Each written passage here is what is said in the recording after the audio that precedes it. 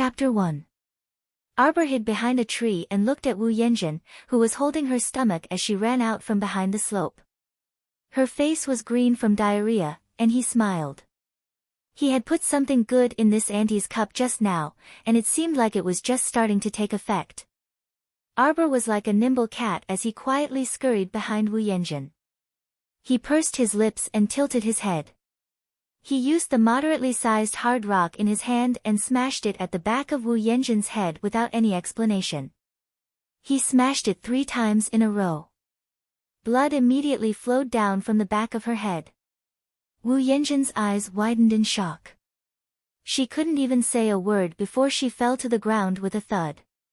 The place she fell happened to be a slope, so Arbor didn't have to do anything.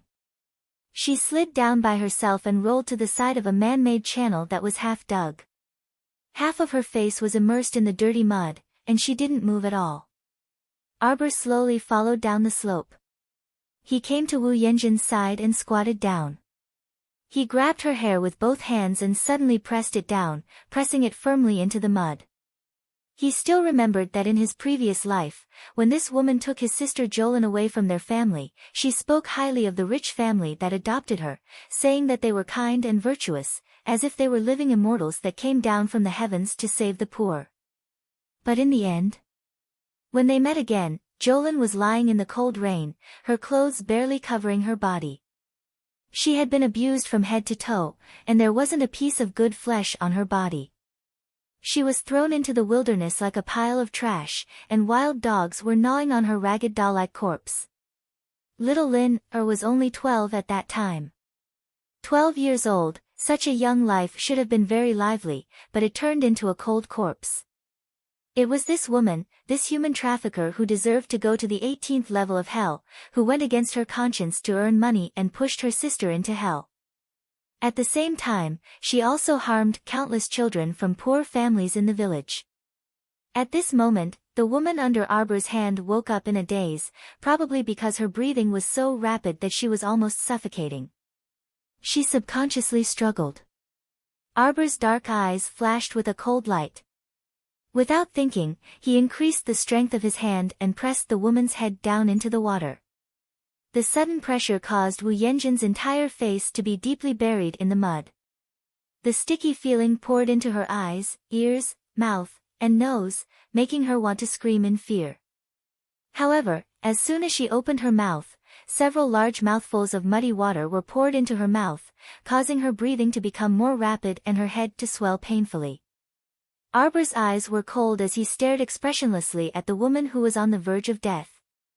In the 3 days since his rebirth, Arbor had been carefully pondering over the experiences of his previous life.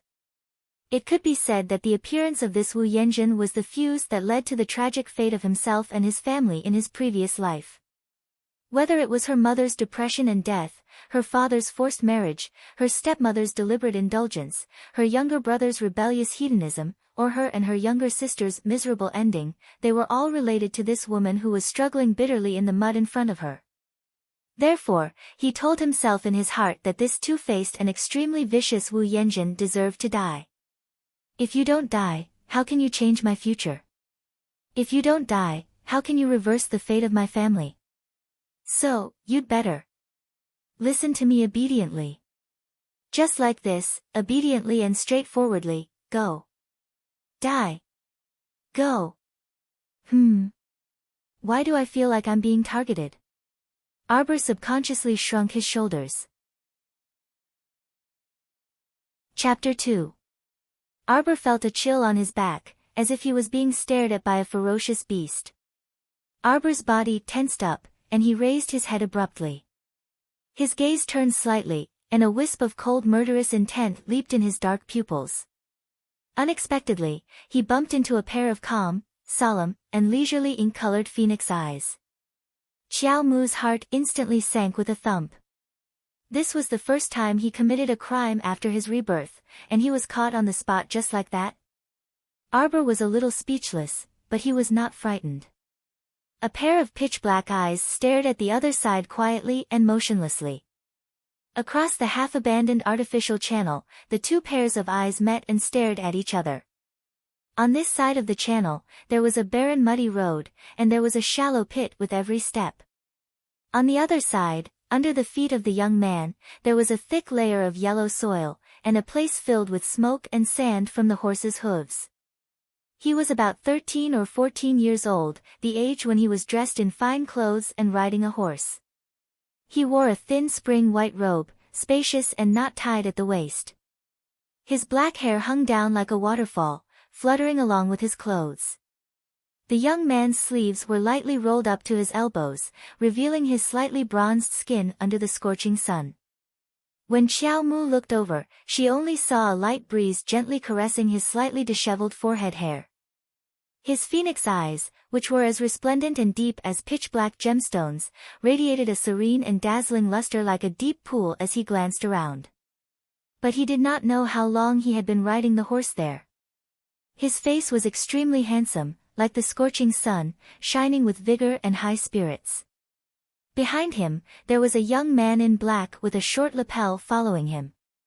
Under the thick yellow sand, in the billowing smoke and dust, the handsome and slender young man in white, untainted by the wind and sand, naturally formed a scenery that could not be ignored.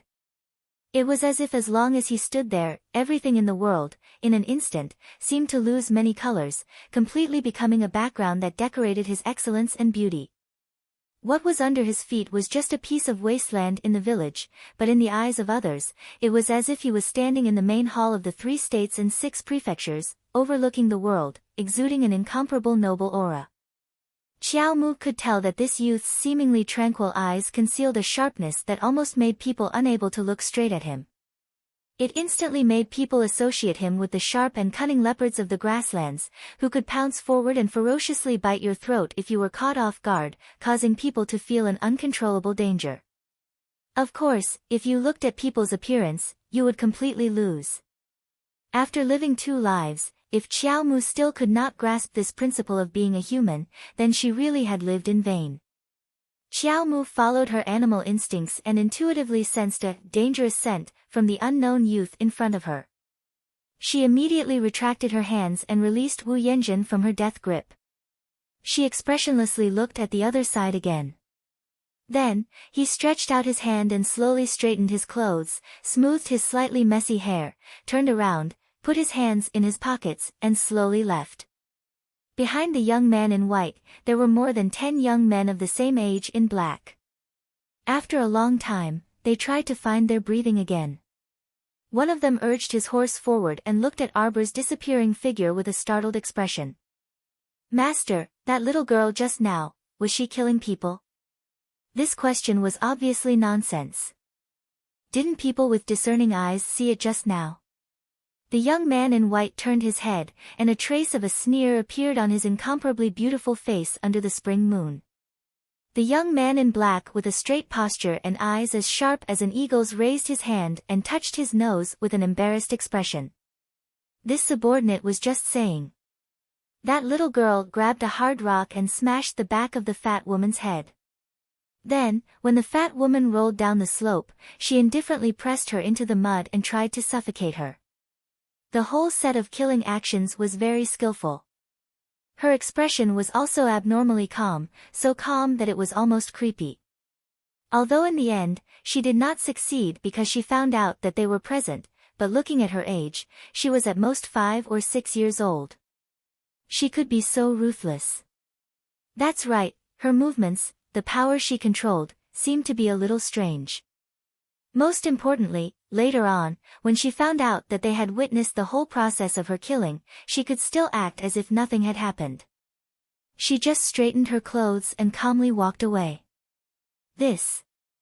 What kind of rotten child was this? Was she not a demon? She was expressionless the whole time. Her personality was so calm that it was numb. Another young man in black came forward and said, "It must be because they opened their eyes in the wrong way. That's why they saw a 5 or 6-year-old murderer in this ordinary little mountain village." Chapter 3. At the Kwoto village market, on a small patch of bare dirt. Under the dusk, the 100 families of the village gathered here. They stood in a deathly stillness for nearly an hour, their bodies and faces covered with dust and sand from the wind. The crowd didn't even dare to breathe loudly. They all held their breaths and suppressed some fear in their eyes as they looked at a green-robed man who was walking a hyena that was as tall as a man. The man leisurely smiled as he slowly walked in front of the crowd. The hyena's nose kept sniffing around the crowd's legs, shocking everyone to the point that they froze on the spot and didn't dare to move at all. Suddenly, the hyena bared its sharp teeth and let out a low whimper before abruptly pouncing toward a figure in the crowd. The ferocious speed and explosive force caused the crowd to let out terrified screams and instinctively spread out to the left and right. Immediately, a middle-aged man was trampled to the ground by the hyena's four thick hooves. With a boom, his back hit the ground, causing dust to scatter everywhere. The crowd around the middle-aged man retreated like a receding tide. Every single one of them had a trace of bewilderment, uneasiness, and fear in their eyes. Crack! A whip fiercely landed on the middle-aged man's body. Everyone clearly saw the middle-aged man's body curl up slightly, and his limbs twitched fiercely. Lowly unruly commoner. The green-robed man who had released the hyena to bite the person stood in front of the crowd with his arms crossed. He looked at the person under the hyena's foot with disdain and curled his cold lips.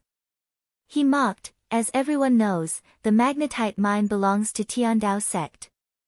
Anyone who privately mines it in any form is illegally occupying it, committing the unforgivable crime of theft. Tell me, how do you want to die? Liuzi.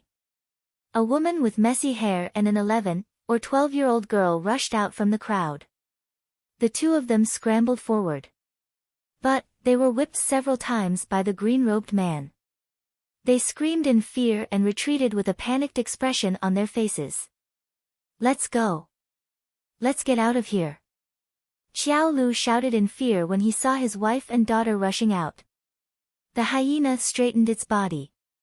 It was at least 1.8 meters tall, and it suddenly pounced in front of the girl. It bit the hem of her skirt and tore at it. The girl was so shocked that she fell backward. Her legs went soft, and she sat on the ground.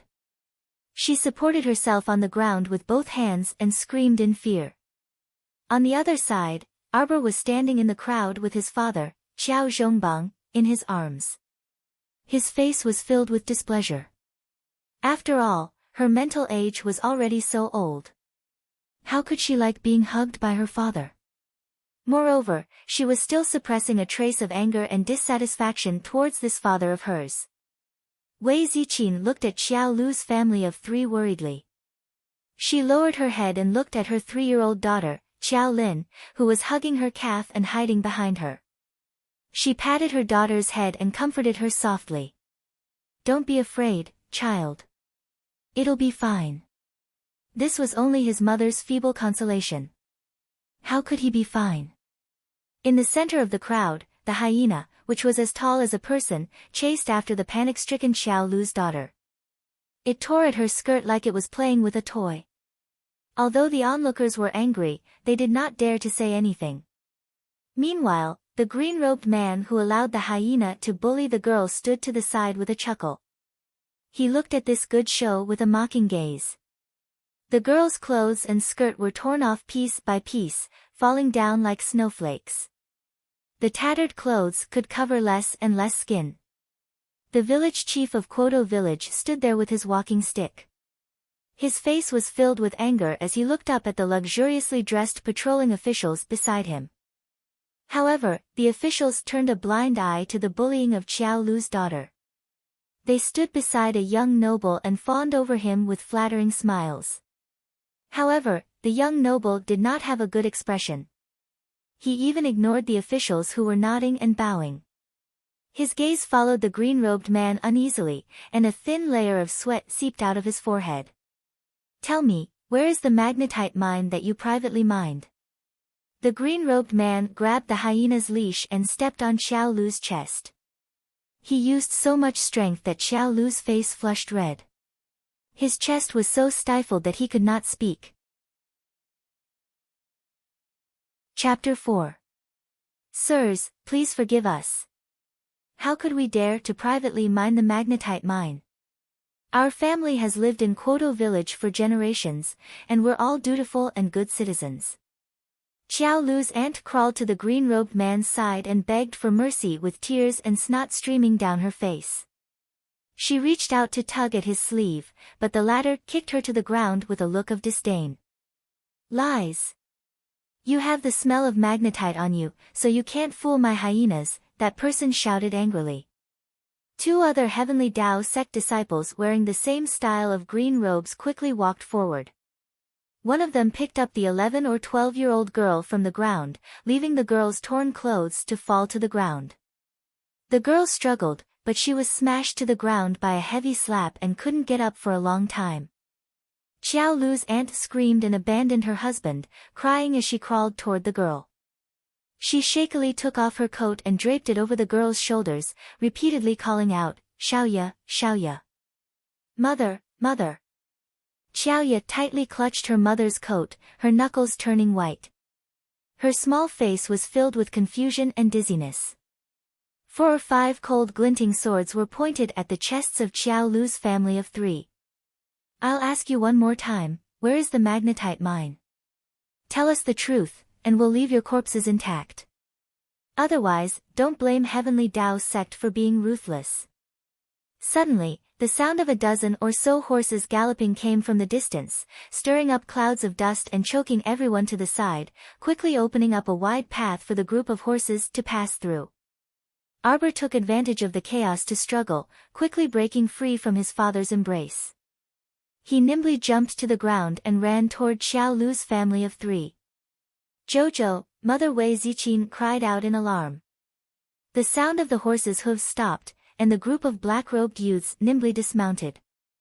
They led the horses to the side, opening up a wide path. The curtain of night fell slightly and the sun set below the western mountains. A young man in a spotless white robe with his black hair fluttering in the wind urged his horse forward slowly. There was a smile on his lips, like a spring breeze. Everywhere he passed, everyone stared at him, unable to move their gazes away. While everyone's gazes were glued to his body, only his gaze landed on the expressionless little girl. The arc on his lips gradually deepened, and even the depths of his eyes were tinged with a hint of a smile. The summer night breeze blew gently, and the air was filled with an unpredictable feeling of stuffiness. Everyone kept their mouths shut and their eyes fixed on the beautiful young man in white who rode his horse forward. Arbor coldly glanced at them, then calmly retracted his gaze. His little hand impolitely stretched out and heavily pushed away the hands that were holding the swords. His little arm pointed backwards, and his cold eyes did not contain any warmth as he stared fixedly at the green-robed man in the lead. The green-robed men glared at him. What are you doing? How dare you? Audacious! Audacious! How can you make a racket in front of His Highness? Several pot-bellied officials trembled as they ran forward and hurriedly knelt down to salute. This humble official greets His Highness Crown Prince Lien. This humble official did not know His Highness Crown Prince Lien had arrived, so this humble official did not welcome you. Please forgive us, Your Highness. As the officials spoke, they did not forget to wave their hands to have the people around them kneel down. Kneel down, all of you kneel down. A group of fools. They have no sense of propriety. How dare they look directly at His Highness the Crown Prince's sacred face? How audacious! All the villagers, who seemed to have their acupoints pressed, knelt down in fear and trepidation. They lowered their heads and kowtowed, not daring to look up. The green-robed men from the Tiandao sect, who were leading hyenas, did not dare to make a ruckus. Although they did not bow like the villagers, they still knelt on one knee, one hand across their chest, and respectfully called out in unison, "Disciples of the Tiandao sect greet His Highness Crown Prince Lien." Chapter 5. Mo Lien wasn't willing to look at the others at all. His gaze had been on the little girl with the wooden and indifferent eyes from beginning to end. Dismounting from the horse, he quickly walked a few steps closer to Arbor. Mo Lien followed the little girl's arm and looked up. It was a mountain covered in weeds and withered trees. It looked like it hadn't been inhabited for many years. From afar, it was a deathly still expanse of withered, yellow, and gray. But the little girl's arm had been swinging until now without saying a word. She only coldly pointed at the mountain, her gaze cold as she looked at the azure-robed man leading the Tiandao sect group. Mo Lien didn't like that pair of beautiful, clear, and cold eyes staring blankly at other people. His brows furrowed slightly. He suddenly turned around and fiercely glared at the azure-robed man. The latter was stared at to the point his hair stood on end, and he couldn't help but take a step back to avoid this terrifying gaze.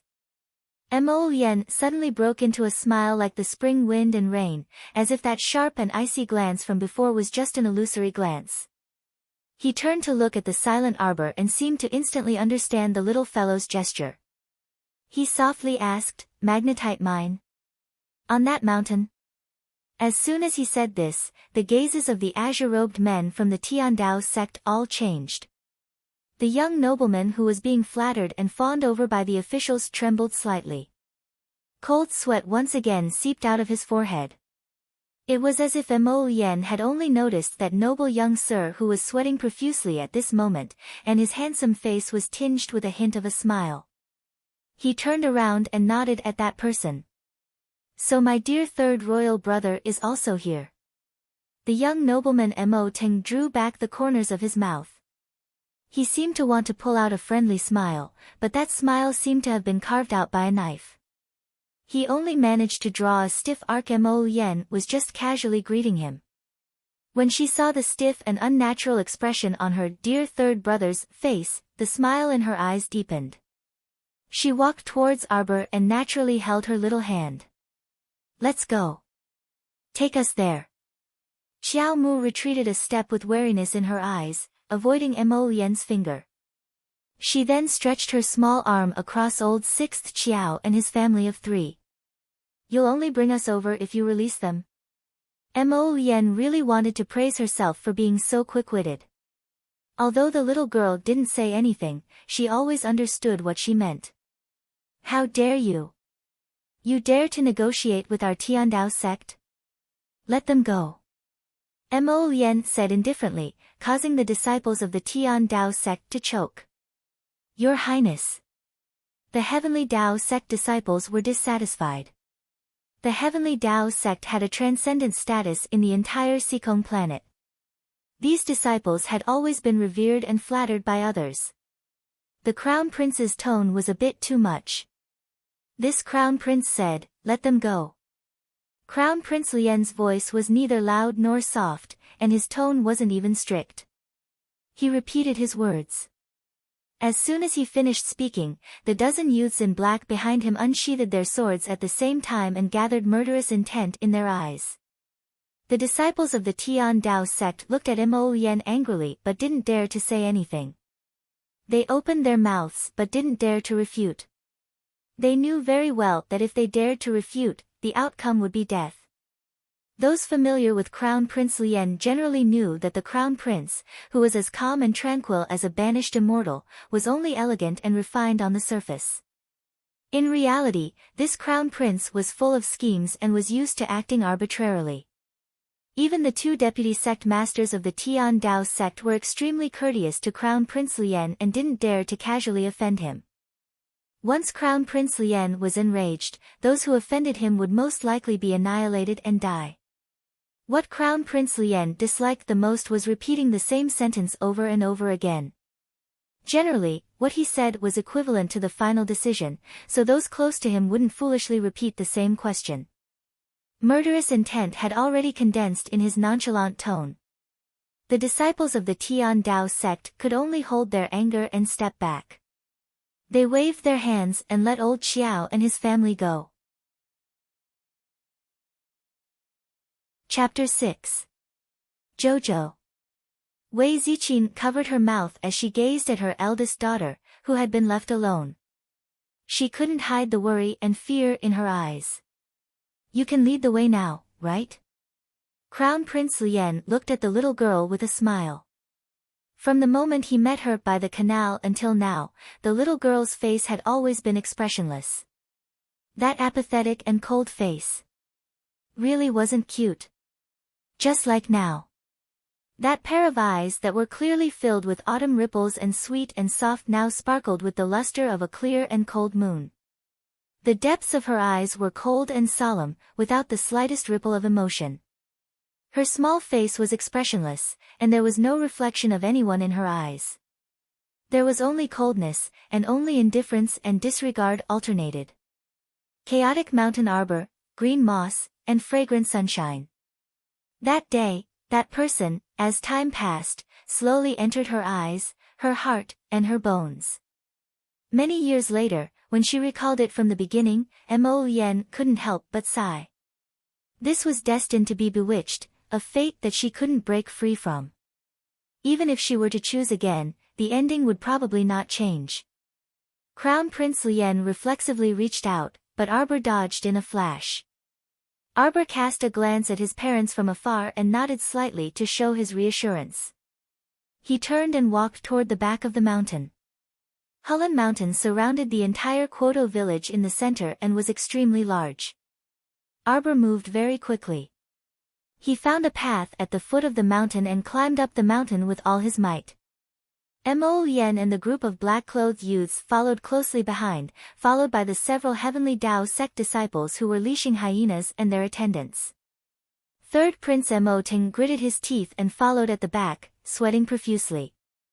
A cold light flashed in his eyes as he stared intently at Arbor's figure. As the mountain path narrowed and the path became more difficult to walk on, Mo Ting's expression also became more and more unsightly. It was inconceivable and frightening. Mo Ting's eyes shone with an evil light as countless thoughts churned in his mind. Who exactly was this little girl? How did she know about this secret path? This Hulun Mountain had been deserted for many years.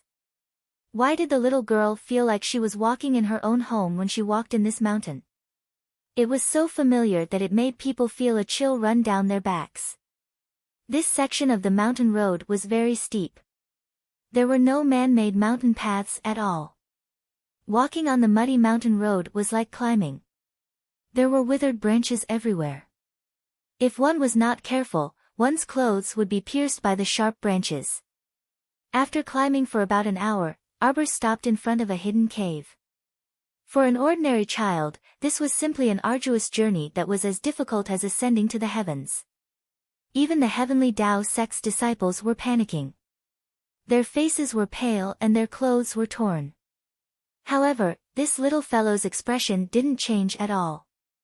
The Tiandao sect disciples looked at each other in surprise. Arbor, however, stood still and stared at the cave with emotionless eyes. She remembered that in her previous life, around this time, the Mo Kingdom's third prince Mo Ting had privately mined a magnetite mine and caused a huge commotion. The Tiandao sect's disciples also brought people to search the mountain. After spending 5 days and 4 nights, they finally found this hidden cave. The entrance to the cave was hidden very well. It was on the edge of a cliff and the entrance was filled with withered grass and wood. If it weren't for Arbor pointing it out, a normal person wouldn't have discovered this cave even if they walked around. It was even more impossible for them to run to the edge of the cliff to look around. Chapter 7. Arbor remembered that Xiao Laolu had broken his leg when he went up the mountain and almost lost his life. Not long after he was carried down the mountain, there was a rumor that a mountain ghost had appeared in Hulun Mountain. The mountain ghost came and went mysteriously, lurking during the day and appearing at night. It liked to attack people and eat their hearts and lungs. After the rumor of a ghost had spread, Hulun Mountain, which was originally deserted, became even more despised. Normally, no one would go up the mountain. Now that he thought about it, Xiao Laolu, this unlucky guy, must have unknowingly approached the magnetite mine when he went up the mountain and was secretly attacked by someone who wanted to take his life. However, by chance and coincidence, he managed to escape. Although he came back with his life intact, there was a trace of magnetite smell on his body, which was why he was bitten out by the hyenas, who had a special sense of smell. After half a month, the hyenas were actually able to bite out Xiao Lao Lu with this faintly discernible smell. It could be considered a skill. As for the rumor that Hulun Mountain was haunted, needless to say, it was definitely the work of that third Prince Mo Teng. He just wanted to scare away the ignorant villagers. The Tiandao sect disciple ordered a dozen or so attendants to enter the cave. After a series of ding-ding-dong-dong-dong sounds, they carried out about 5 or 6 large baskets made of rattan back and forth. They also found more than 20 corpses that were still warm. It seems that these people retreated in a hurry. The newly mined magnetite and these tools were all abandoned. They only had time to silence the miners. The green-robed man from Tiandao sect sneered. He glanced sideways at the gorgeously dressed youth and suddenly said with a smile, "What does Third Prince Ting think about this matter?" The noble-looking youth's forehead was covered with fine beads of sweat. Hearing this, he hurriedly cupped his hands and said with an apologetic smile, "Senior Marshal Brother Ji must be joking. Since we found out that someone violated the rules and secretly mined the magnetite mine, we naturally have to deal with this matter seriously. We have to ferret out the daring person as soon as possible and deal with him later." The green-robed man from Tiandao sect looked deeply at Third Prince Mo Teng with a smile and nodded, saying, "Third Prince is right. Tiandao sect won't wrongly accuse anyone and naturally won't let go of anyone who dares to challenge Tiandao sect's dignity." The noble-looking young man was sweating profusely. His lips twitched stiffly, revealing a smile that was uglier than crying. Every one of the Heavenly Dao sect's attendants who were moving back and forth in the cave had a joyous expression on their faces. In such a joyous atmosphere, the little girl's wooden face appeared especially cold and indifferent. "You're Jojo." His phoenix eyes rippled with moist light, and a naturally handsome face suddenly appeared in front of her. Arbor, who was hugging his knees and sitting on a mound, subconsciously tilted his head back. A trace of displeasure flashed through his eyes. He turned his head and saw the young man's spotless white clothes piled up like snow at his feet. He supported his chin with one hand, and his dark hair fell gently on the side of his cheek. His thin lips were slightly curved as he looked at her with a smile. The wind brushed past his face, and his phoenix eyes glowed with a glass-like luster. In that instant, all the colors in the boundless world seemed to be taken away by him. Apart from him, everything else paled in comparison. Arbor unwillingly moved to the side, very consciously distancing himself from this dangerous person. Just a little bit more. Crown Prince Lien's alluring phoenix eyes suddenly widened. He stared incredulously at the little Arbor who kept distancing himself from him. How was this possible? Was he that shameless? What was the meaning of this little girl's disdainful and distant gaze? Was he that bad? The moment Crown Prince Lien received a blow, Arbor had already stood up and ran to that senior brother Ji from Tiandao sect. He stretched out his small arm in front of him and very impolitely waved his small hand. Chapter 8. Everyone from Tiandao sect stared at her with their mouths agape. They had probably never seen a child who was so straightforward in asking for money and was even unwilling to talk to them. Their eyes were filled with shock. Seeing that senior brother Ji from the Tiandao sect didn't react and just stood there in a daze, Arbor first looked at him with disdain. Then, she poked her hand in front of him again and weighed him heavily a few more times. Crown Prince Lien really laughed, his eyebrows curving into crescents. The Tiandao sect elders dumbfoundedly put down the magnetite in their hands and stared blankly at the child who led the way. The child's expression had changed from disdain to extreme disdain. Her eyes were filled with anger, and her almond-shaped eyes were round as she glared at senior brother Ji from the Tiandao sect as if she was looking at an absolutely irreconcilable enemy. "You bunch of country bumpkins, don't tell me you don't have money. The great Tiandao sect can't even fork out a trifling guide fee." Crown Prince Lien once again understood the child's gaze and kindly translated for her. Senior brother Ji's mouth twitched.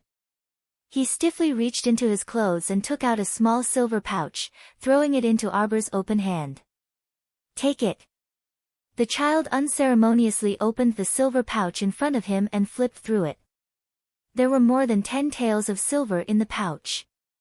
In this small mountain village, this could be considered a considerable amount of wealth. However, the child didn't seem to be satisfied with this small silver pouch. With a flip of his hand, he smashed the silver pouch onto senior brother G's face.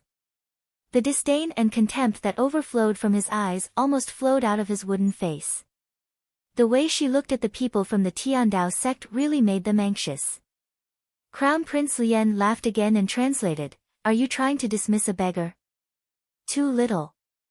This time, the dozen youths in black behind Crown Prince Lien couldn't hold back their laughter. Arbor abruptly turned her head and coldly stared at Mo Lien with her dark eyes that were as deep as a dry well. Then, she turned her head to look at senior brother G again. She took a step forward and raised her hand high. Her slender fingers once again poked senior brother G's body. Although that crown prince looked annoying, he was the smartest person in this group and could understand her meaning. Senior marshal brother G couldn't tell whether he was amused or angry. He flipped his hand and took out 2 more bags embroidered with gold thread from his bosom, stuffing them both into the little fellow's hands. Arbor flipped through the bags and saw that there were 50 taels of gold in each bag. Putting the bag away, Arbor turned around and walked down the mountain without looking back. Jojo. Mo Lien chuckled as he watched the little fellow briskly leave after taking the money. His footsteps drifted as he caught up with her small figure. "You really are heartless. You see, I helped you commentate a game and gave you a generous reward. Shouldn't we become good friends?" What he got in response was the child turning her head back to glare icily at him. Afterwards, the little fellow took to her heels and sprinted down the mountain. Her instantaneous burst of speed stunned even Mo Lien. "Hee hee, you're shy." Mo Lien chuckled. Her figure flashed and swept through the forest like a wisp of smoke, chasing after the little fellow. The group of black-clothed followers behind the young crown prince were all dumbstruck. What was going on? His Highness the Crown Prince actually chased after such a ferocious little girl. "Your Highness, where's your cold and noble demeanor?" Chapter 9. The crowd in the plaza hadn't dispersed yet. The people of Tiandao sect hadn't told them to disperse, so naturally, no one dared to leave. At this time, the sky was already drizzling down on everyone's heavy hearts. Everyone stood in the plaza with their families, and the sound of their breathing slowed down. When Arbor's slender figure ran down from the mountain, everyone's eyes immediately fell on her. Jojo. Xiao Zhongbang and Wei Ziqin were full of joy. Just as they were about to go forward, they suddenly heard several villagers cry out in alarm, "Careful!" Arbor only saw a huge shadow flash in front of her eyes, and something heavily pressed down from above her head. At this critical moment, Arbor rolled on the ground and quickly escaped from under the huge thing. However, the back of her left hand was still scratched by that thing, and a sharp pain instantly assaulted her. Arbor's right hand supported her body on the ground, and her body was half squatting. She looked down indifferently at the 3 bloody marks on the back of her left hand. She slightly raised her injured hand, revealing a section of her tongue, and lightly licked the drops of blood that slid down the back of her hand. The tip of her tongue was filled with a salty, wet, and fishy taste. In other people's eyes, Xiao Mu's unruffled, joyful, and contented appearance was frightening. It was as if she wasn't licking her own blood, but leftover food.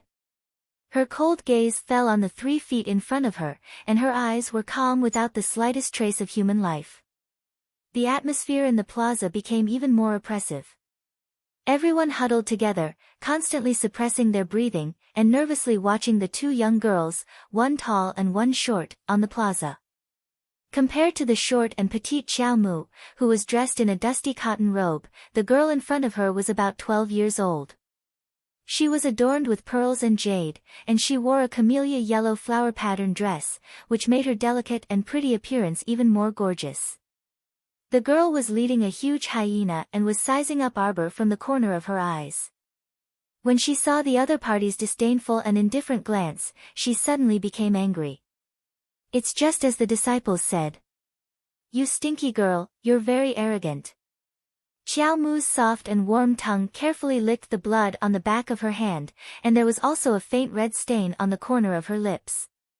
Mo Yen, who had followed her down the mountain, caught sight of the little girl's expressionless action with a glance, and his gaze instantly paused.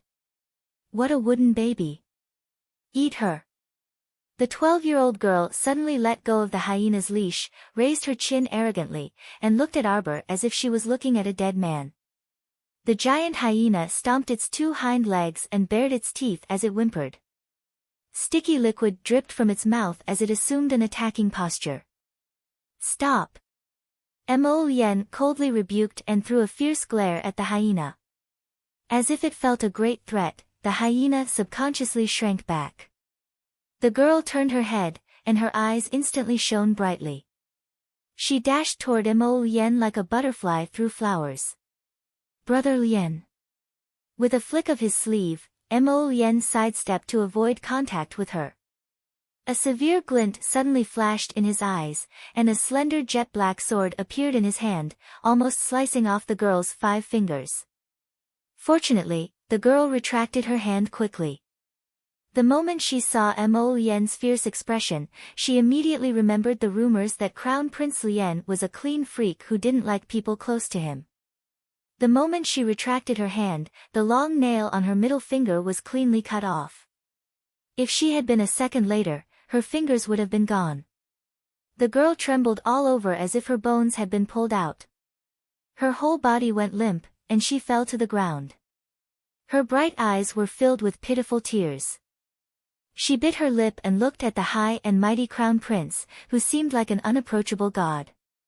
There was a faint smile in his eyes, and his appearance was as gentle as the spring breeze caressing the moon.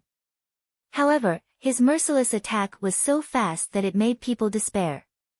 If it weren't for the suffocating coldness of the sword, she might have drowned in that faint smile and gentle gaze. At this time, the crowd gasped in unison again. The hyena that was stopped by Crown Prince Lien's shout did not move again, but the person who moved was our dear Xiao Mu. When Crown Prince Lien attacked the girl, Xiao Mu hastily rolled forward and reached the giant hyena's belly in a few steps. Chapter 10. Before the crowd could finish gasping, they saw the little figure suddenly pull out the dagger tied to her calf. Her movements were nimble and swift as she drew 6 long bloody lines on the hyena's abdomen. It wasn't until the hyena's painful howls that the crowd's expression changed from dumbfounded to extreme shock. They all felt that they couldn't immediately adapt to the situation. The hyena's skin was thick and its body was huge. How could Xiao Qiao's little dagger cut open the big guy's abdomen in an instant? In this world, although hyenas were not as strong as mystical beasts and were only ordinary wild beasts in the forest, they were huge in size, astonishingly fast, and powerful in attack. Ordinary people would not dare to provoke them, but why did it look like they were killed so easily in the hands of this little girl?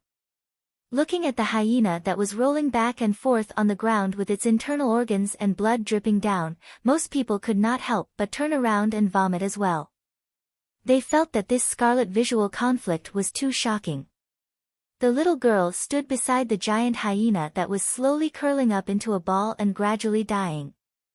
A few drops of the hyena's blood sprayed on her wooden little face, staining the corner of her eyebrows and the left side of her face, adding a bit of scarlet coldness to her. The 12-year-old girl hadn't yet recovered from the shock of the cold-blooded and terrifying Crown Prince Lien wanting to kill her. When she saw the scene in front of her, she lost control of her emotions for a moment. Tears streamed down her face as she screamed. "Ah! Monster!" The damned girl in front of her was a monster. How could such a small child act so quickly and decisively, killing a giant hyena in front of everyone?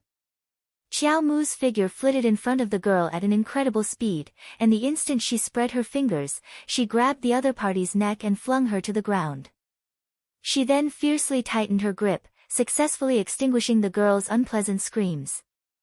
There was an extremely strange silence in the assembly hall. Everyone felt that the scene in front of them was particularly strange. Little Arbor's height didn't even reach the girl's shoulder. His arms and legs were as thin as beans, but he had such terrifying strength. He instantly grabbed the girl's throat and grabbed her lifeline. The people of the Tiandao sect were dumbfounded.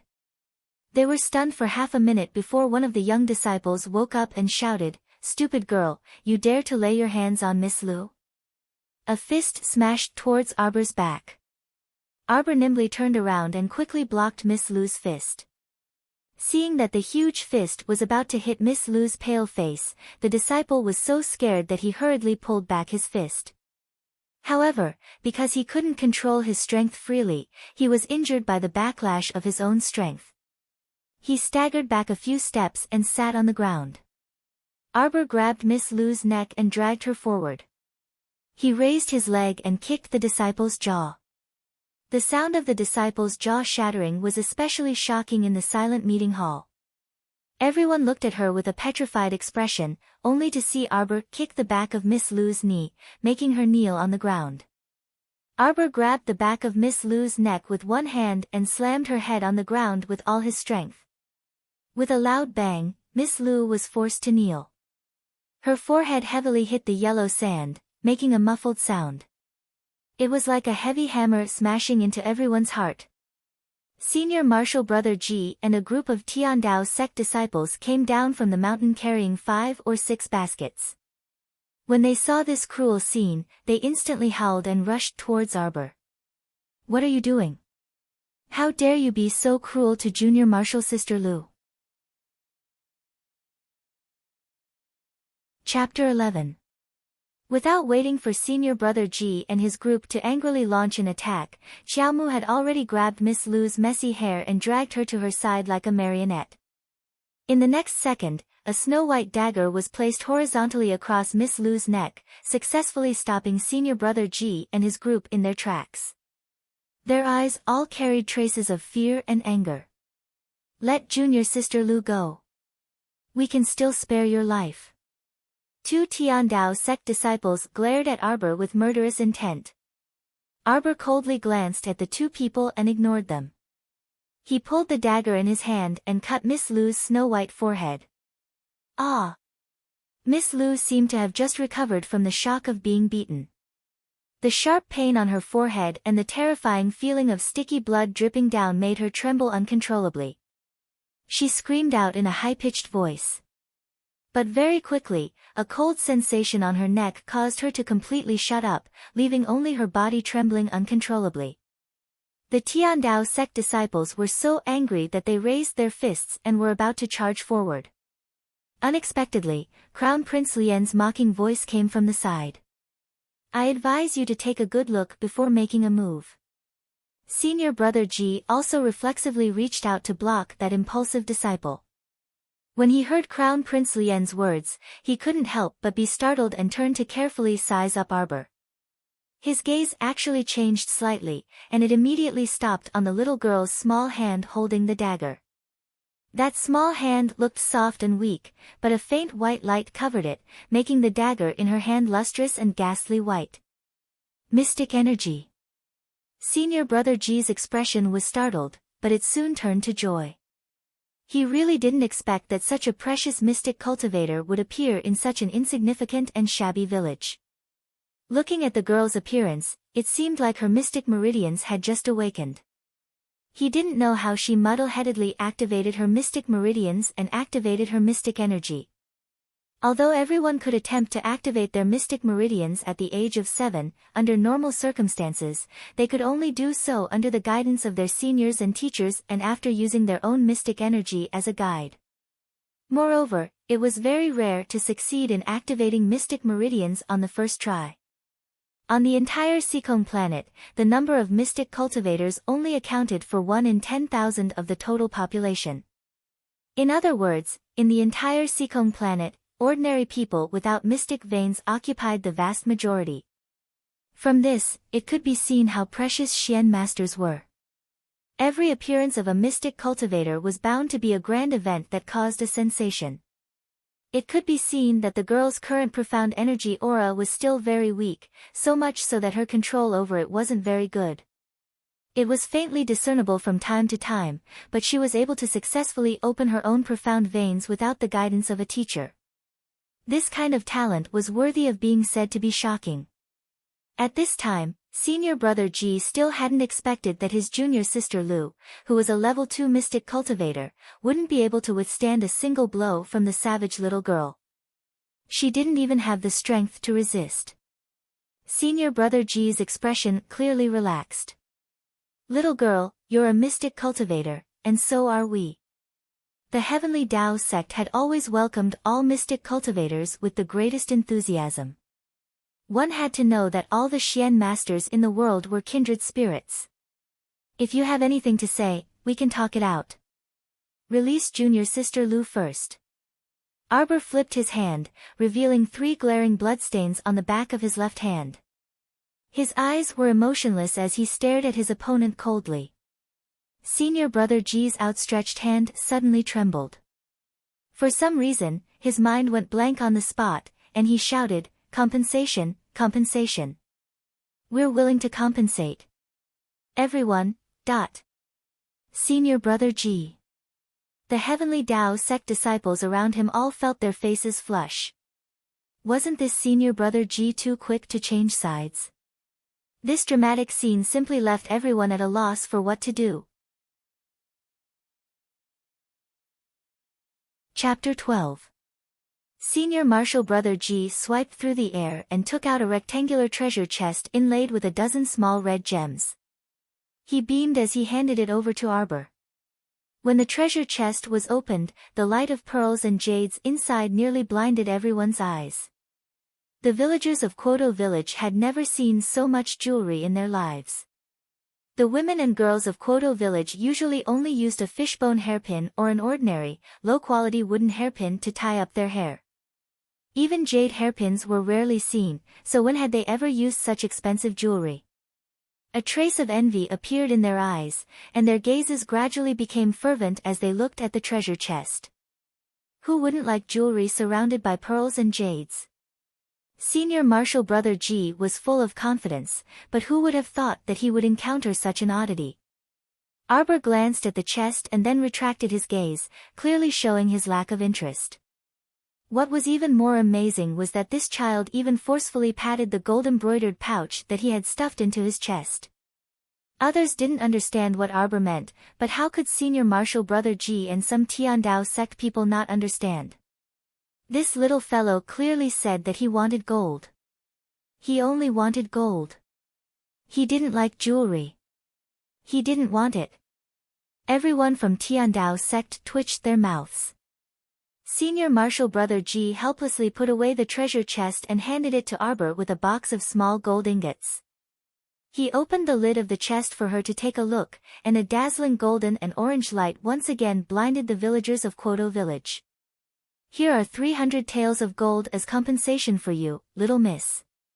Senior martial brother Ji said with a chuckle, that dead hyena was the main culprit who scratched you, little miss. Now, it only has itself to blame for its death. Our Tiandao sect very sincerely compensates you, so please let go of our junior martial sister Lu first.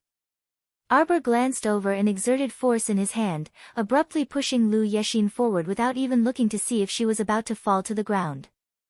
Fortunately, senior martial brother Ji quickly reached out to support her, and Arbor took the opportunity to take the gold chest. He closed the lid with a bang and turned to leave without looking back. Senior martial brother Ji, who was used to the little girl taking the money and leaving without saying a word, couldn't help but twitch his eyebrows. He hurriedly said, "Please wait. Little miss, on the 15th day of the 10th month every year, all the sects, schools, and aristocratic families will gather in the imperial capital, Guanlan City, and recruit mystic cultivators from all over the country. If you're interested, you can come to our Heavenly Tao sect on that day and register for the profound strength test.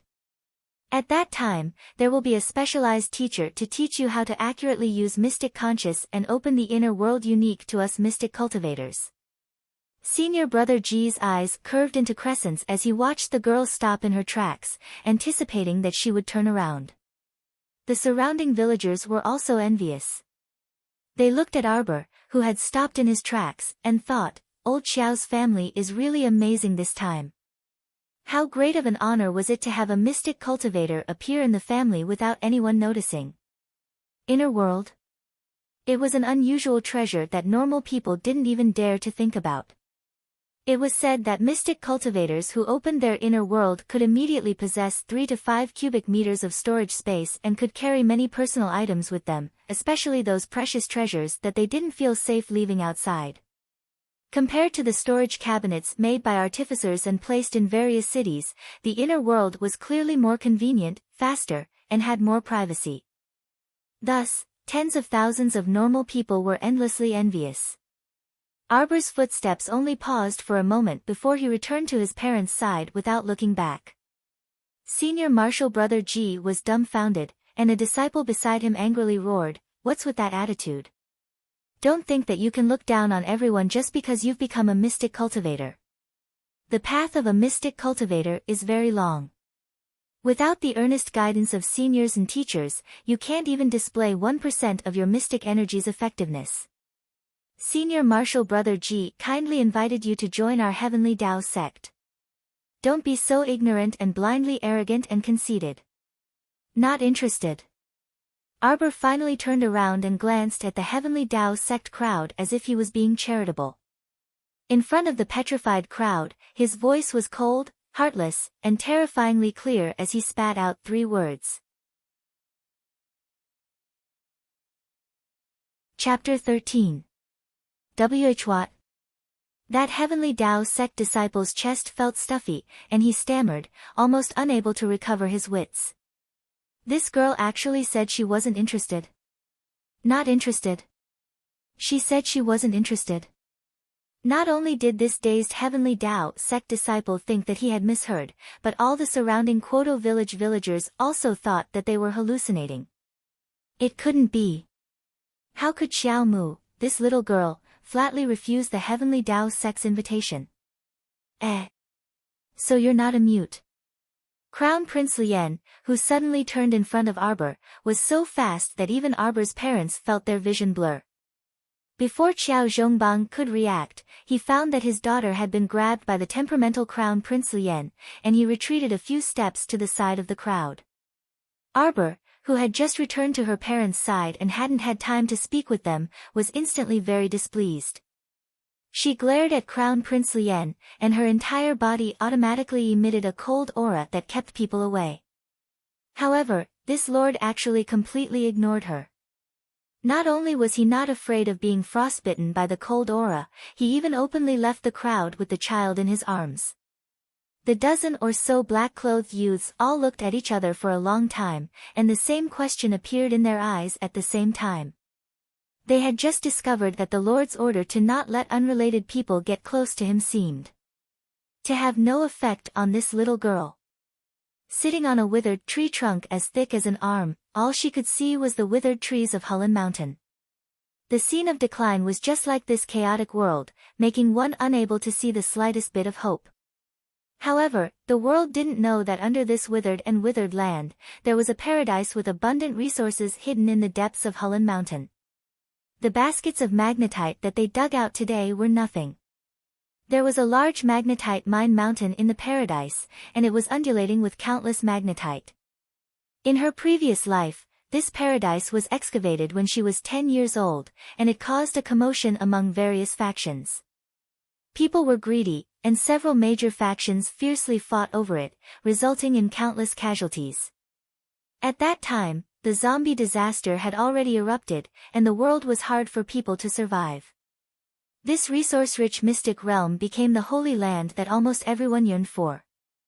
Unfortunately, after continuous excavations and looting, as well as the constant destruction of the flames of war, the entire Peach Garden secret realm was destroyed in less than 3 months. You're not a mute. The feeling of his fingers pinching her cheeks pulled her thoughts back from a faraway place. Glaring angrily at the smiling handsome face, Arbor couldn't help but roar in his heart, "You're the mute, your whole family is mute." My whole family isn't mute. Crown Prince Lien instantly understood the little girl's gaze. His sudden remark made Arbor roll his eyes. The young man smiled and didn't get angry. He just pulled Arbor's small hand, opened her curled palm, and turned it over. His gaze fell on the 3 red marks. Arbor tried to pull his hand back but failed. He glared angrily but did not say anything. He was unhappy. All right, stop messing around. I'm helping you bandage your wounds. If the wound isn't treated properly, your hand will become ugly. The young man reached out and grabbed a cup of clean water out of thin air. He carefully washed Arbor's left hand and wiped it clean with a white handkerchief.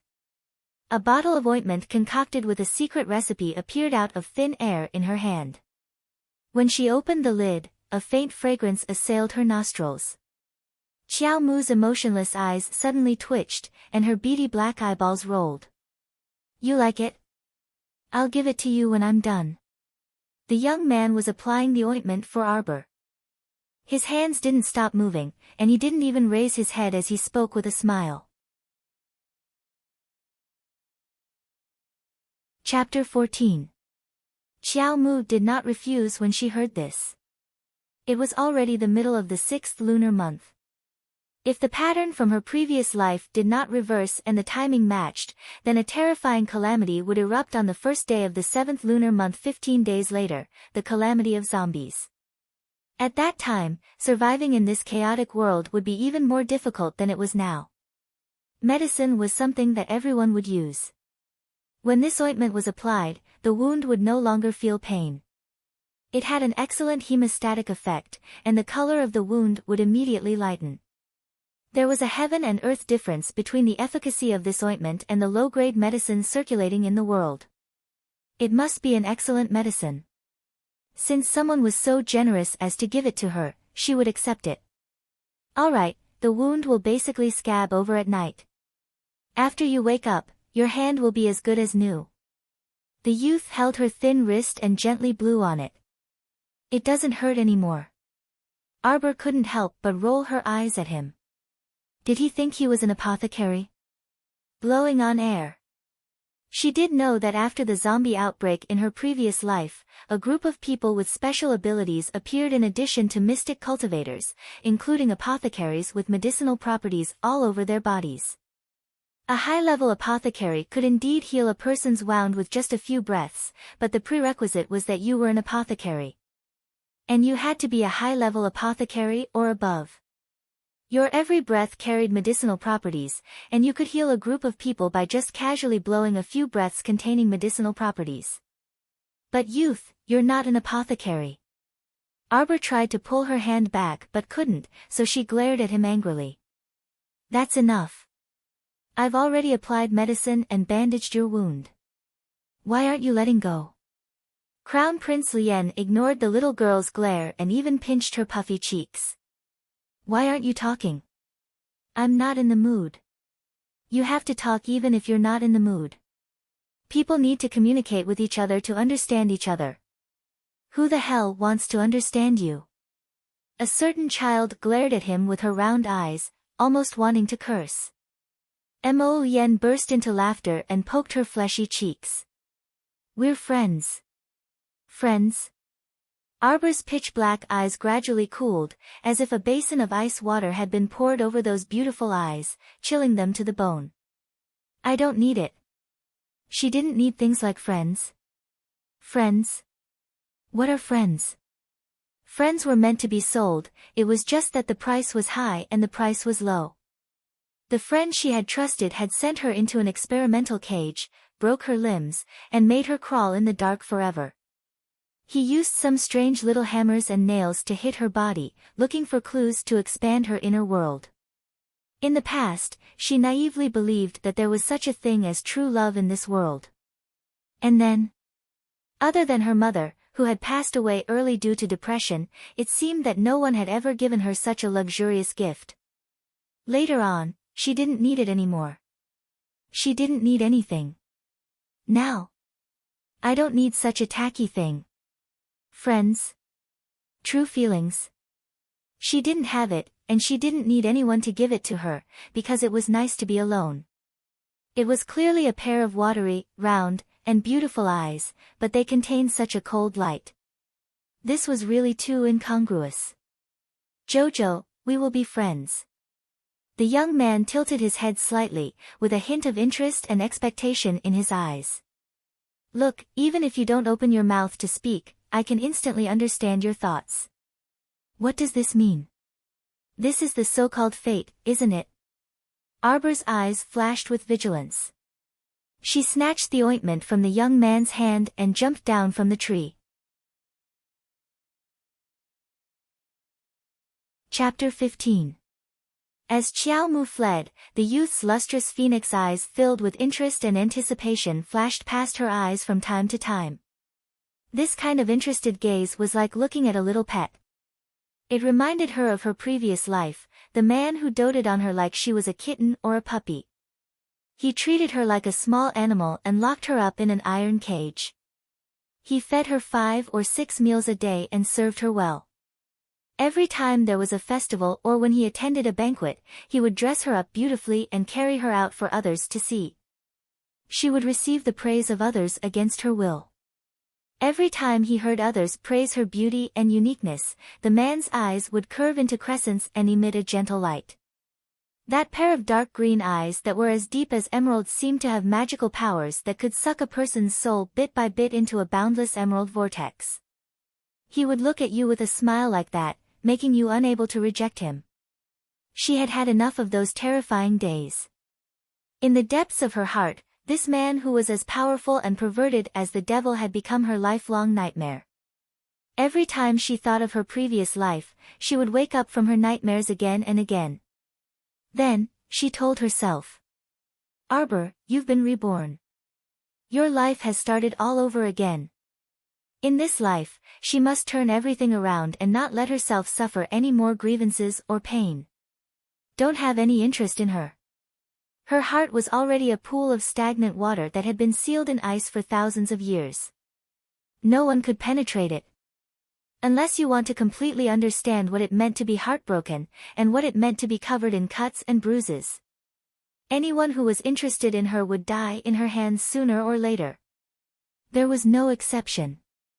In his cold eyes, a poisonous light shot out like a sharp arrow.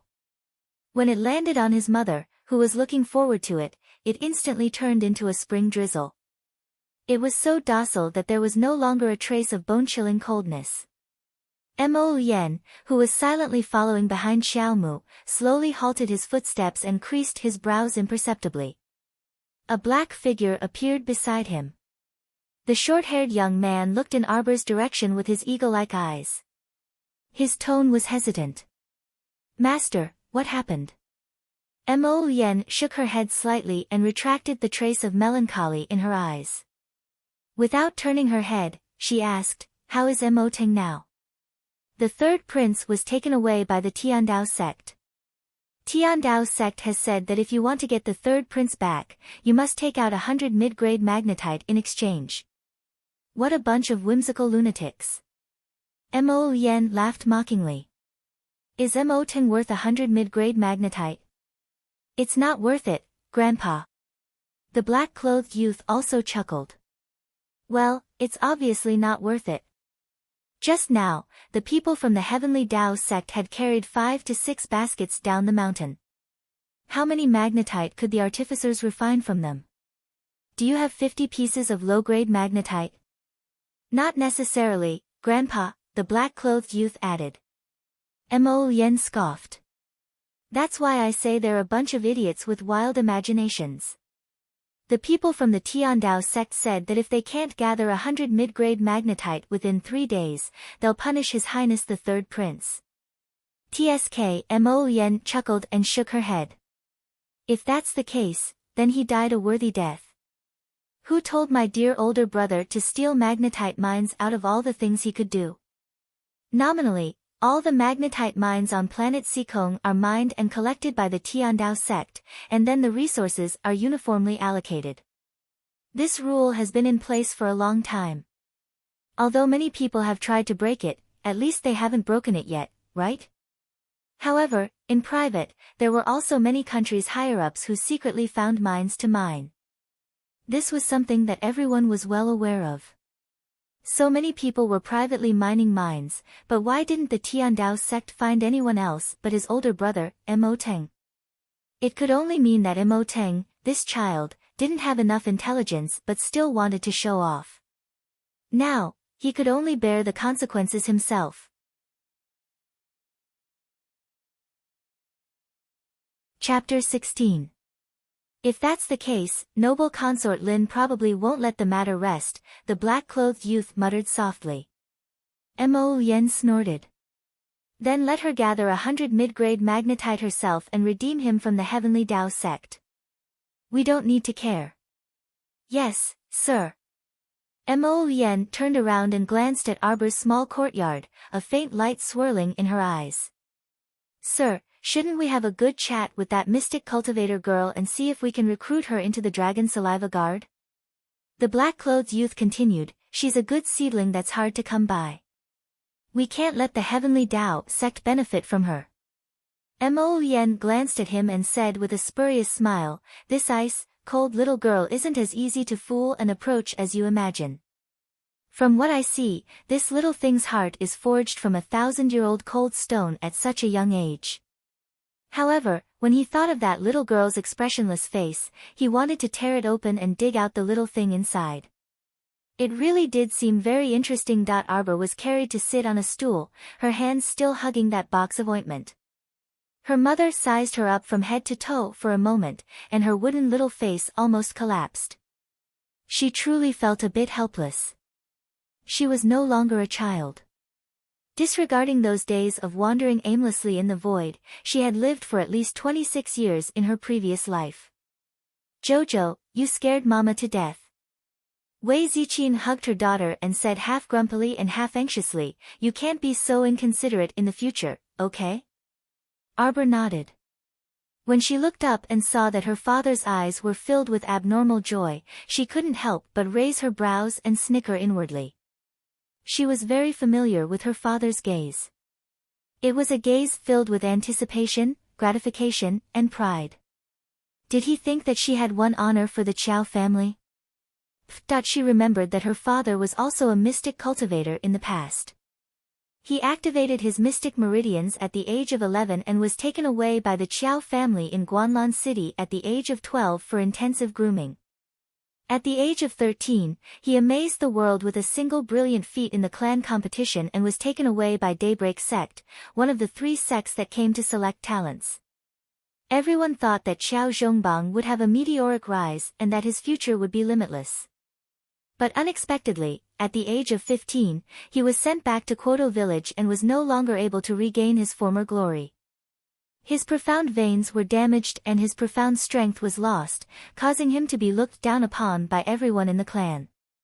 But it was this foolishly filial man who, after receiving so much unfair treatment, was still extremely loyal to his family and still had deep expectations and thoughts for his clansmen. Naive? Kind? What's the use of this thing? When life is in despair, these beautiful fairy tales can only be found in fairy tales. They can't pull people out of the abyss. They can't. Qiao family. What was the Qiao clan? She had opened her mystic meridians at the age of 7 in Arbor and entered the ranks of mystic cultivators. She didn't care for this so-called glory at all. Whether it was now or in the future, her achievements and everything she could control in the future would have nothing to do with the Qiao family. She had climbed up bit by bit from hell where the void was shattered and from the yellow springs of infinite despair. Her heart had long turned into a deep, icy spring. She couldn't summon the slightest bit of warmth or tenderness toward those hypocritical clansmen. Jojo. Her mother's call caused her expression to relax slightly. Her eyes were no longer as cold as before as she calmly looked over. Wei Ziqin dazedly glanced at her daughter.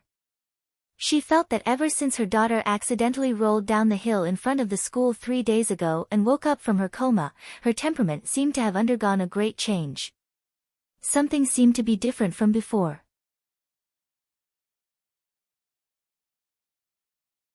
Chapter 17. Jojo, can you tell father how you activated your mystic meridians? Xiao Zhongbang looked into his daughter's pitch-black eyes and was momentarily stunned. His daughter's eyes were so deep that it made one's heart sink. It was an indescribable feeling. In theory, everyone could activate their mystic meridians at the age of 7 under the guidance of the Mystic Cultivator Association's guidance. However, in reality, not everyone could successfully activate their mystic meridians at the age of 7. In fact, during the 7th month of every year, there would be guidance teachers overseeing the major cities and towns. They would wait for the children from the nearby villages to head to the designated location to help them activate their mystic meridians and test their mystic strength. Every year, there would be children who would attempt to activate their mystic meridians, but most of them came with hope and returned with disappointment. Those who could become mystic cultivators were as rare as phoenix feathers and unicorn horns. Some children would attempt to activate their mystic meridians year after year with hope, but they would return with disappointment and even despair. When they reached the age of 15, the guidance teacher would solemnly announce that they had failed to activate their mystic meridians and had no hope of becoming a mystic cultivator in this lifetime. In theory, boys and girls over the age of 15 had no hope of activating their mystic meridians and becoming a mystic cultivator. However, Arbor was an exception in her previous life. She remembered that she activated her mystic meridians on her own at the age of 16 in her previous life. Thus, senior brother Ji's words about a specialized teacher teaching her how to use mystic energy accurately and how to activate the inner world unique to mystic cultivators were not attractive to her. With the memories of her previous life, Arbor knew the basic techniques of controlling mystic energy. As for her inner world, she did not need anyone to teach her. She could just find a free time to return to her room and activate it on her own. Speaking of which, even after living 2 lives, she still did not understand what was going on with her mystic meridians. Whenever she wasn't paying attention, her profound veins would mysteriously open on their own. For example, when she was fighting Lu Yexin this time, she had naturally covered her weapon with a layer of profound energy. She didn't even realize when she had opened her profound veins until Crown Prince Lien gave her the signal. If things were to develop according to the trajectory of her previous life, wasn't it a little too early for her to activate her mystic meridians at the age of 7? What did it mean that it was early by a full 9 years? Perhaps, many things had changed with her rebirth. Everything was undergoing earth-shattering changes. Arbor's eyes deepened as he fell into deep thought. Jojo. Seeing their daughter in a daze, her parents felt a little helpless. Why do I feel that my daughter's mind is wandering more and more these days? Jojo. Thump thump thump thump thump.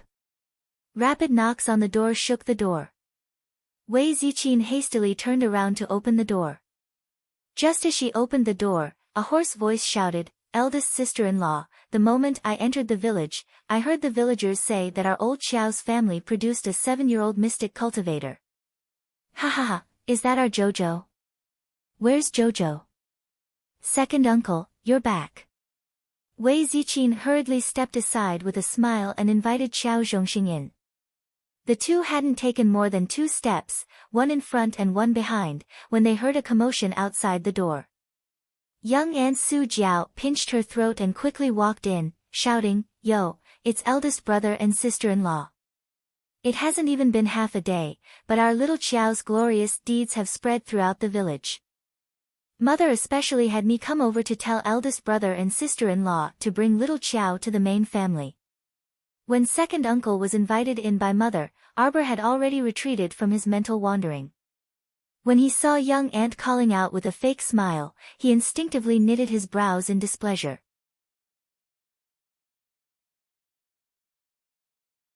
Chapter 18. It was within Arbor's expectations that elderly Lady Qiao would summon their family in the middle of the night. Arbor was well aware of this elderly lady's personality. She was a selfish, suspicious, jealous, and prideful person. In her previous life, her mother had died of depression partly because of elderly Lady Qiao's sneaky actions. Elderly Lady Qiao was a hypocrite who secretly pranked her mother to death while bragging about how good she was to her eldest daughter-in-law. If elderly Lady Chow didn't ascertain her identity overnight, she definitely wouldn't be able to sleep tonight. Of course, Arbor believed that after elderly Lady Chow ascertained her identity as a mystic cultivator, she would probably be burned by the flames of jealousy and be unable to sleep for an entire night. When Wei Ziqin held Arbor's hand as they walked through the door, she glanced around and saw an elderly lady sitting at the head of the table. Her appearance matched that of the mean and thin elderly lady in her memory. She had a dark and thin face, sharp cheeks, and a pair of gloomy old eyes. No matter how much she dressed up like an elderly lady from a wealthy family, it couldn't conceal the pettiness in her bones. Mother. Father Qiao Zhongbang, Mother Wei Ziqin, second uncle Qiao Zhongxing, and youngest aunt Su Jiao all bowed respectfully to elderly Lady Qiao. After youngest aunt bowed, she walked to her husband Qiao Zhongheng's side and chuckled as she held on to her 4-year-old son, little chubby Qiao Long. The small hall was filled with people. Other than eldest aunt Qiao Wenxiu, who was married off to Lu City's city district, second uncle, youngest uncle's family, and youngest aunt Qiao Wenwan, who was about to get married this September, were all present. Arbor couldn't help but snicker inwardly. It really was a tripartite hearing. This old one was actually present at the gathering just now, but this old one was rather far away from the crowd, so I didn't see clearly what happened. It's just that I heard from the villagers that our old Xiao family produced the youngest mystic cultivator in the village, so this old one wanted to ask you clearly whether this matter is true or not. As elderly Lady Qiao spoke, her gloomy eyes stared unwaveringly at Xiao Mu. The funny thing was that his foolish father thought that old madam was as happy and proud as he was that her daughter had become a mystic cultivator, so he impatiently summoned them overnight to clarify things. Qiao Zhongbang nodded and said with a smile, "Mom, don't worry. This is definitely true. We saw it with our own eyes. Also, the experts from Tiandao sect have confirmed that our Qiao is a mystic cultivator." The old lady's eyebrows and lips drooped as she grunted in agreement. Then, she asked coldly, "I heard that in Arbor, she sternly rejected the invitation of senior brother Ji from Tiandao sect? He even dared to injure a young miss of the heavenly Dao sect. Is this true?" Qiao Zhongbang's heart sank. He hurriedly lowered his head and answered respectfully, "It's like this, mother. That miss from Tiandao sect made the first move. I'm asking you if this matter is true." Elderly Lady Qiao angrily shouted with a frown as she heavily slammed the black wooden table. Qiao Zhongbang immediately knelt on the floor and nodded in fear and trepidation. "Yes, it's true. Mom, don't be angry." His mother was a widow with 3 sons and 2 daughters. She had painstakingly raised them to adulthood and started a family after so many years. All the children in the family had absolute respect for this widow, including Qiao Zhongbang. Seeing that his mother was angry, Qiao Zhongbang immediately gave in. "Foolish." Elderly Lady Qiao fiercely reprimanded, "The children are insensible, but are you 2 adults also insensible? What kind of place is Tiandao sect? Is it something you can offend? Is Tiandao sect's young miss someone a village girl like her can hit or scold?" Elderly Lady Qiao slammed the table and chair loudly as she angrily reprimanded, "You're pushing old Qiao's family into a frying pan and roasting it."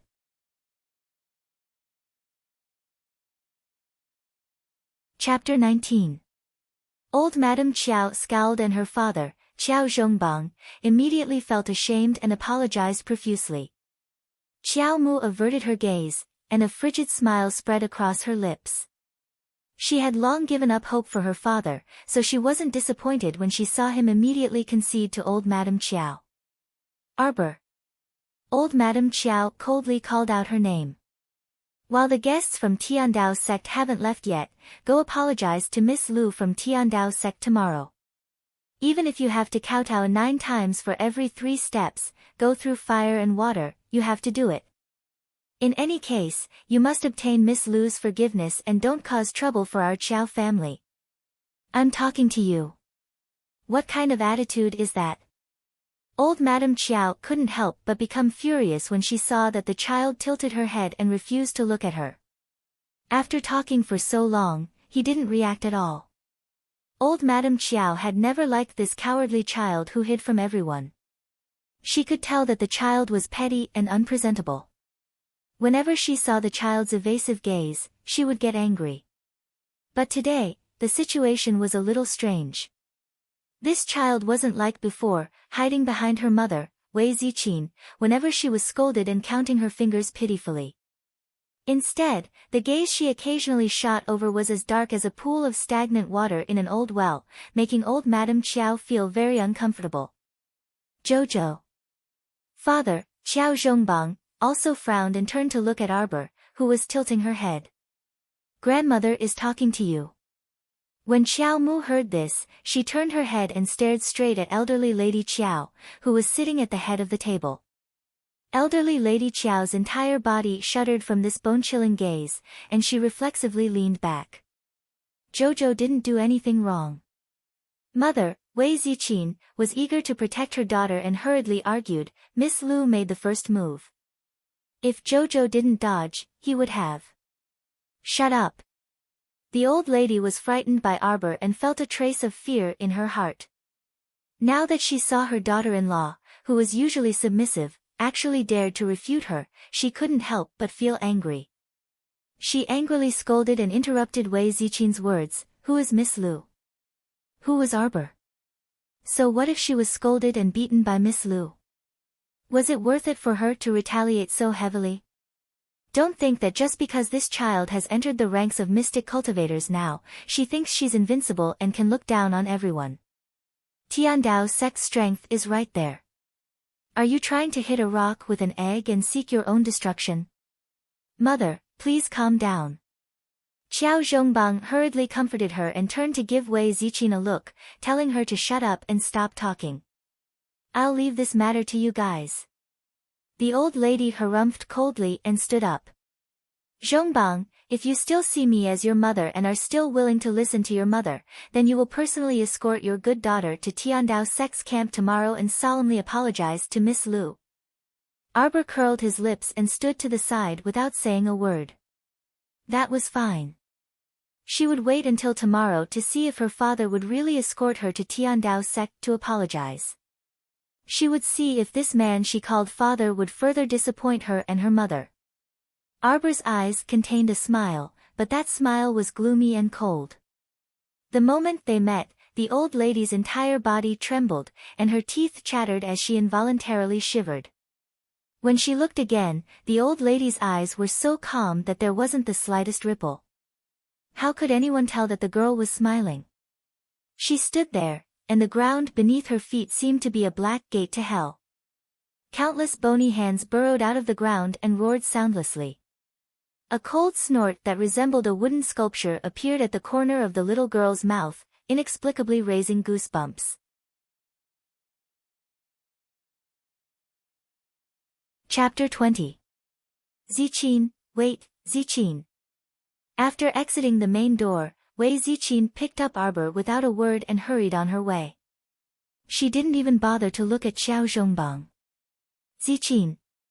Qiao Zhongbang caught up with the mother and daughter in 3 steps and reached out to take Arbor from Wei Ziqin's arms.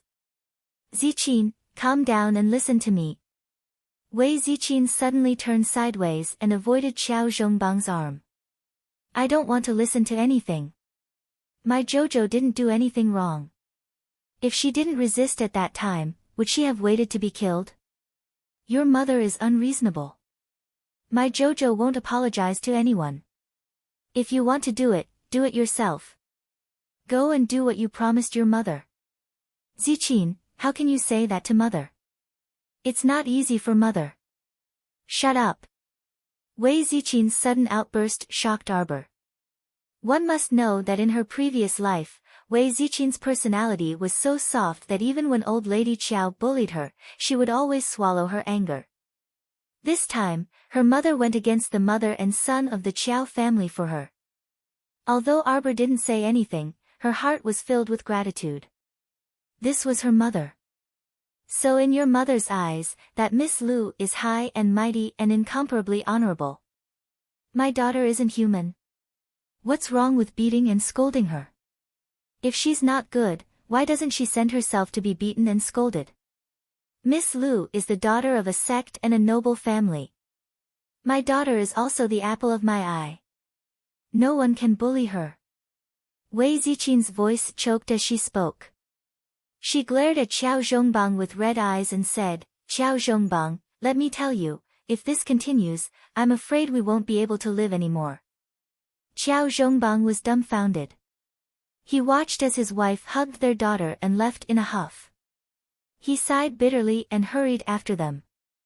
When they reached home, Wei Ziqin turned around to close the door. Xiao Zhongbang hurriedly blocked the door with his body and tried his best to squeeze himself in. Looking at her father's disheveled appearance, Xiao Mu inwardly pursed her lips.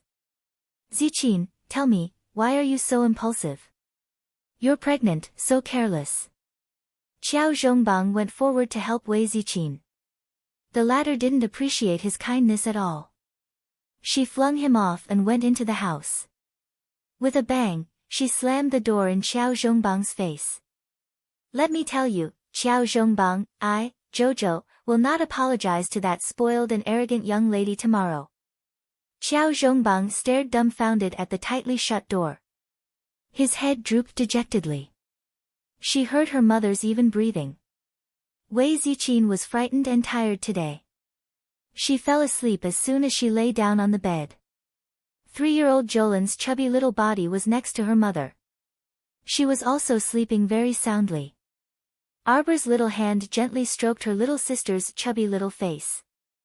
The image of a child lying in the rain with bruises all over his body and his cheeks so thin that they were almost sunken in flashed before her eyes. She shook her head violently and subconsciously held Jolin's little hand tightly. In this life, the three of them would never walk the same path as before. Jolin groaned in pain from being pinched. Arbor hurriedly let go of her hand. She took a deep breath and slowly closed her eyes. She had a myriad of thoughts. At one moment, she remembered that the zombie outbreak was about to happen. She had to hurry and prepare to buy some necessities. At the next moment, she thought about buying a large amount of goods. Why don't I discuss it with second uncle Qiao Zhongxing? Second uncle was the owner of the bun shop in town. It should be fine to ask him to buy things. As she pondered, Xiao Mu sank into dreamland. In her dream, the little girl walked barefoot with a confused look on her face. When she stepped on something, the soles of her feet hurt a little. In reality, Arbor was snuggling up to her mother. She wasn't sleeping very well, and her delicate little eyebrows were furrowed. How could she step on something that hurt her feet when she was sleeping on the bed? It really made her speechless. Little Arbor forcefully lifted one of her little feet. When she looked up, she was completely stunned. Chapter 21.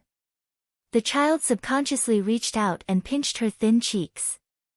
Yes, it doesn't hurt. She must be dreaming, hee. No wonder she saw a mountain of jewelry that was more than 10 meters high when she looked up. Because her little feet were stepping on red, blue, and green gems that were so dazzling that they blinded her eyes, the soles of her feet hurt a little. Our dear Xiao Mu reflexively moved her big toe that was sticking up. Why can her toes move? She opened her small mouth and pinched her arm again. She really didn't feel any pain. Yes, she must be dreaming. Thinking about it, she couldn't help but find it funny. It seemed that what she thought about during the day, she dreamed about it at night.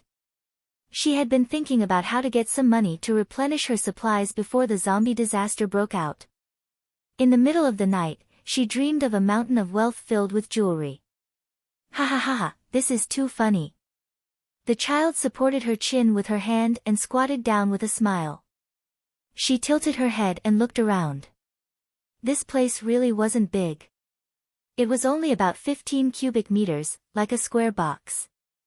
The four sides and the sky were covered by a huge purple crystal screen. Purple crystal screen? That's not right. Why did she feel that it was getting more and more familiar? The child moved his rolling eyes and fixed his gaze on a pair of human-shaped stone sculptures that were as tall as a 3-story building beside the Golden Jewel Mountain. The stone statues were about the same height as the mountain of jewelry. She couldn't see their faces, but for some reason, Arbor felt that they were inexplicably familiar. She felt a sense of dependence and fondness. She picked up an emerald from the ground and held it in her hand, unconsciously rubbing it. Her little head turned left and right. Suddenly, she jumped 2 steps forward.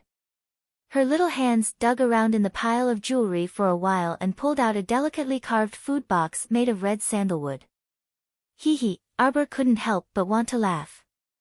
This dream was too funny. She saw gold, silver, and jewelry, and then she saw a food box. She used force with her 2 little hands and opened the lid of the food box. There were indeed 2 rows of 10 cute white and chubby meat buns. There were also a few round lollipops stuck in the gaps between the meat buns. How much of a money grubber was she to be able to dream of a mountain of gold and silver and dig out a food box filled with meat buns and lollipops from the mountain of gold? Ha! Ha! Ha! Xiao Mu laughed 3 times. Suddenly, she felt her body being shaken. Arbor opened her eyes in a daze and looked at the 2 faces in front of her, one big and one small. Sister, what kind of sweet dream are you having? You just said. Ha! Ha! Ha! I see meat buns. Qiao Mu's head. Qiao Mu, Qiao Mu, Qiao, Qiao, Qiao, Qiao, Qiao Qiao, Qiao Qiao, Qiao Qiao, Qiao Qiao Qiao, Qiao Qiao Qiao, Qiao Qiao Qiao, Qi Qiao Qiao, Qiao, Ft. On the side, Wei Ziqin could not hold back her laughter. She picked up her chubby youngest daughter and held Xiao Mu's hand to pull her up. Qiao Qiao is having a sweet dream, right? Come on, we have to get up. Mother will go out to prepare breakfast. Jojo, take Xiao Lin, to wash up. After Wei Ziqin finished speaking, she got up, pushed the door open and left, leaving the little fatty Jolin behind. He shook her hand with all his might, trying to pull her off the bed. Sister. Wait. Xiao Mu sat cross-legged on the bed, motionless. She closed her eyes and breathed in silence, shutting off her 5 senses as she guided a weak mystic energy to slowly circulate through her newly opened mystic meridians. This profound vein was extremely small and weak. Among the various tendons in the body, it was so weak that it was negligible. However, this was a necessary path to embark on the path of a mystic cultivator. Many people stopped before the mystic veins and were unable to step through the threshold of a mystic cultivator for the rest of their lives. Arbor held his breath and concentrated. He gathered this weak Xian energy into a strand and rushed it to the space between his eyebrows, turning it into a thin strand of Xian sense.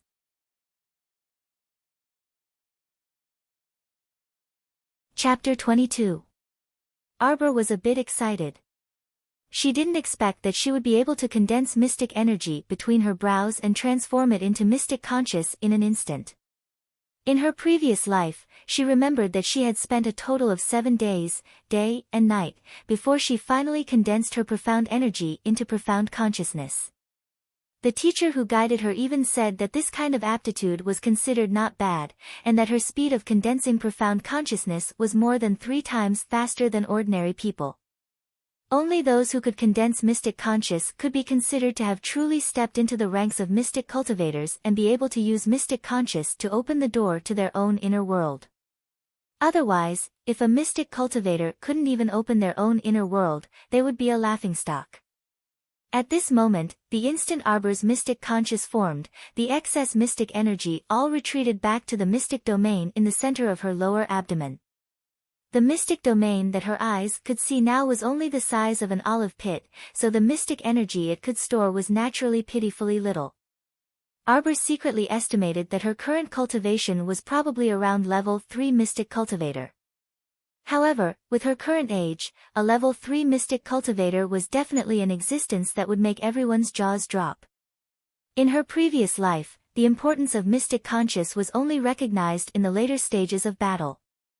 Many great mystic cultivators who had already stepped into level 10 had devoted themselves to researching how to strengthen mystic conscious and expand their inner world.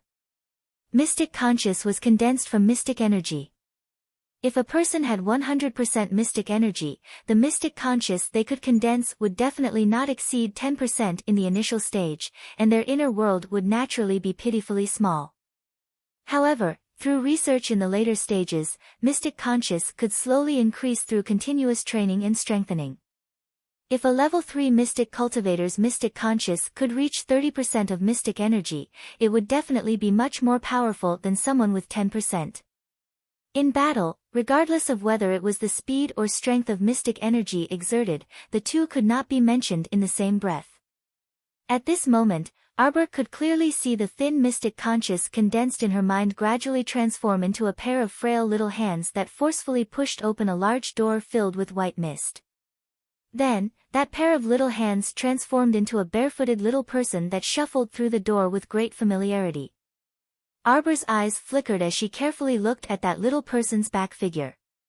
Fuck, wasn't this her mystic conscious avatar? Wait, mystic conscious avatar. How could something like an apparition appear now? She remembered that in her previous life, she had cultivated for close to 10 years before she finally succeeded in condensing something as high and mighty as an apparition of consciousness. This was because after the profound sense was transformed into a physical form, it could cultivate on its own at all times within the pool of consciousness. Compared to ordinary people who spent a lot of effort and constantly used various training methods to condense profound energy to strengthen and shape the profound sense, it was much simpler. A person with an apparition was like sitting on a mountain of gold and a group of strong, free labor. They just had to wait for the gold to fall into their pockets piece by piece. They probably didn't even need to count. Wait a minute. She might not have woken up from her dream. Huh? Why did the enclosed space that looked like a small box that the apparition had swayed into look so familiar? Wasn't this the scene of the Golden Mountain in her dream? No wonder he looked so familiar. Wasn't this the inner world that she had obtained in her previous life? The purple crystal curtains that filled the front, back, left, right, and top were, to put it bluntly, the walls of the inner world that formed a world. This was her inner world. Arbor opened her eyes and sat on the bed in a daze for a long time, forgetting to make a sound. Why was there a pile of gold and jewels in her newly opened inner world? There was also a food box filled with so many spicy meat buns buried under the gold mountain. She remembered that when she first entered the inner world in her previous life, that place was twice as small as it was now. Moreover, once she entered, other than the walls, there was really nothing else.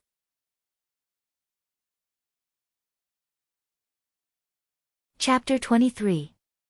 She couldn't figure it out. No matter what, she couldn't figure it out. How could her inner world, which was supposed to be empty, contain so many gold, silver, jade, and jewels? Arbor tried to move a gold brick out of her inner world. As a result, she felt a slight stabbing pain in her mind, causing her to subconsciously close her eyes. When she opened her eyes again, that rare mystic sense had already retreated from her inner world, and the door to her inner world had naturally closed. The apparition of her mystic sense was most likely locked in her inner world, and she could only let it fend for itself. Arbor sighed softly. With such weak mystic energy, she naturally couldn't condense her mystic sense for too long. This meant that even if she had a mountain of treasures, she wouldn't be able to take anything out. She thought for a moment and tried to move a small square wooden table in the corner of the room into her inner world. Then, she couldn't help but roll her eyes. What was the point of only storing it and not taking it out? If Crown Prince Lien saw her wooden expressionless face suddenly make such a cute expression, he would definitely exclaim that it was amusing. In reality, it wasn't that Xiao Mu didn't understand this logic. Storing items in her inner world expended very little mystic conscious, unless she was storing them in large quantities, which was a different matter altogether. Just storing 1 or 2 items in small quantities would expend a negligible amount of mystic conscious. On the other hand, retrieving things from her inner world expended a lot of mystic sense. Regardless of its value, the larger and heavier the item, the more mystic sense expended. Without enough mystic sense, the door to her inner world would naturally close.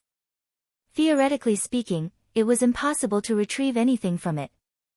Although that gold brick wasn't big, it wasn't light. With her current mystic sense, she wouldn't be able to retrieve it. Arbor didn't force her. She planned to rest for a while and see if she could retrieve something at night. Big sister, table, table. Little Xiao Lin called out in her childish voice, her chubby little finger pointing straight at a corner of the room.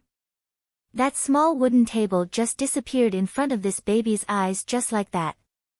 Arbor ignored the little fellow and took her little hand. The two sisters casually washed up and left the room. As soon as they stepped out of the door, they saw second uncle Qiao Zhongxing sitting at the dining table at the entrance of the courtyard. He smiled and waved at the two sisters. Jojo, Shaolin, come and eat porridge. Arbor's face was expressionless, but he was secretly happy. He thought that he would find a way to talk to his second uncle alone later. However, the good times didn't last long. Just as the two sisters picked up their bowls and took 2 mouthfuls of porridge, the peaceful and serene morning light was completely broken by a bang. Wei Ziqin hastily dashed out of her room, and she immediately saw Su Jiao leading 2 brawny men into their courtyard. Sister-in-law. Qiao Zhongbang stood up from the table with a slightly awkward expression. He looked at the 2 brawny men behind little Aunt Su Jiao and hesitated to speak. On the other hand, it was second uncle Qiao Zhongxing who slammed his chopsticks on the table with a bang and bellowed, Su Jiao, what are you doing? You came to Big Brother's house in broad daylight, and this is how you break in without being invited. Big Brother, second brother, I'm really sorry. It wasn't me who wanted to come. It was elderly lady who ordered me to escort Arbor to Long Gate Inn to apologize to Miss Lu. Su Jiao flattened her bright red lips and slanted her eyes at the 2 brawny men behind her. What are you waiting for? Do it. Su Jiao, you're deliberately coming to provoke us. Second uncle Qiao Zhongxing immediately stood up. Seeing the brawny men step forward to grab Arbor, Qiao Zhongxing didn't say another word and punched the brawny man's cheek. The brawny man covered his face in pain and took a step back. Wei Ziqin rushed forward with a pale face and pulled Arbor into her embrace.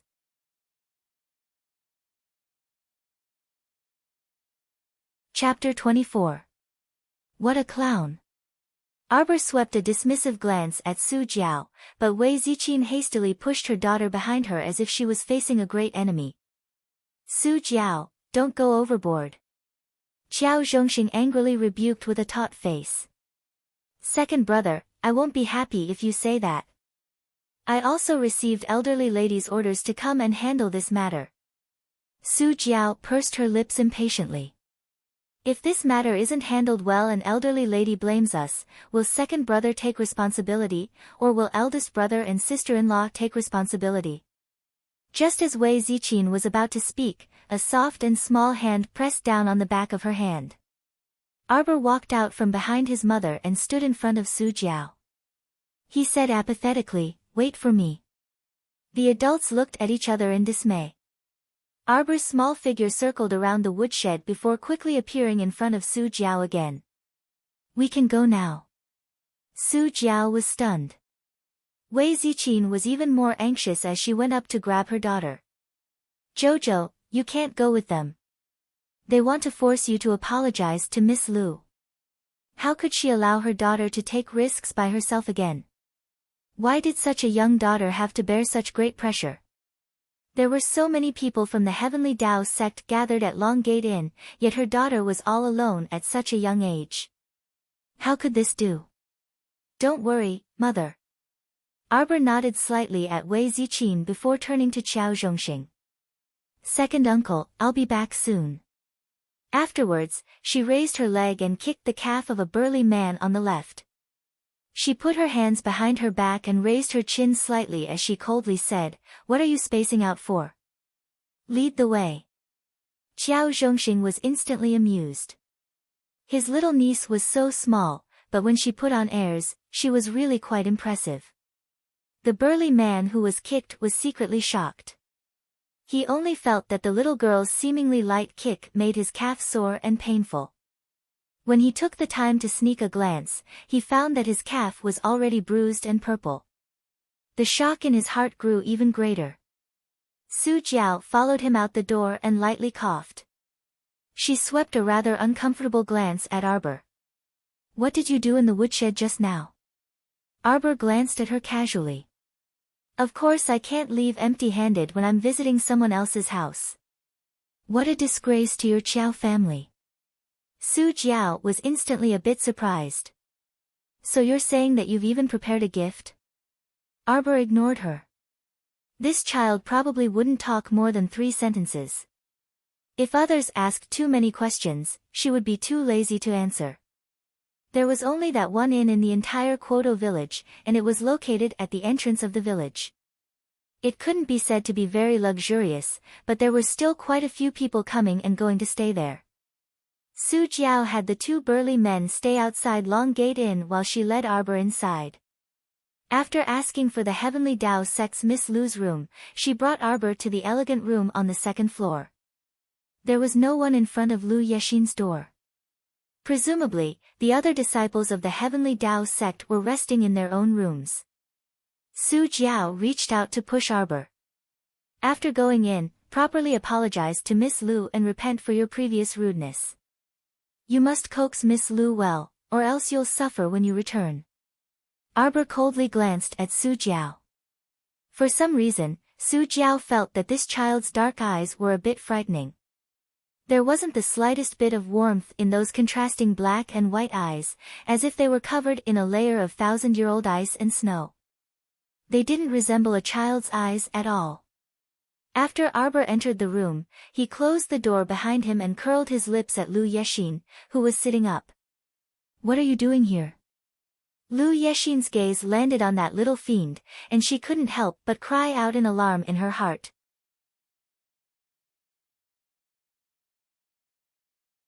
Chapter 25. Arbor's small hand loosened, and a moderately sized brick slid from her sleeve into her small hand. Then, without another word, Xiao Mu strode forward and viciously smashed the brick against Lu Yexin's head.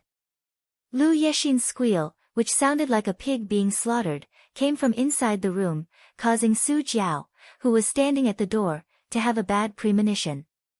Just as she was about to push open the door and enter, she saw the door being pulled open from the inside.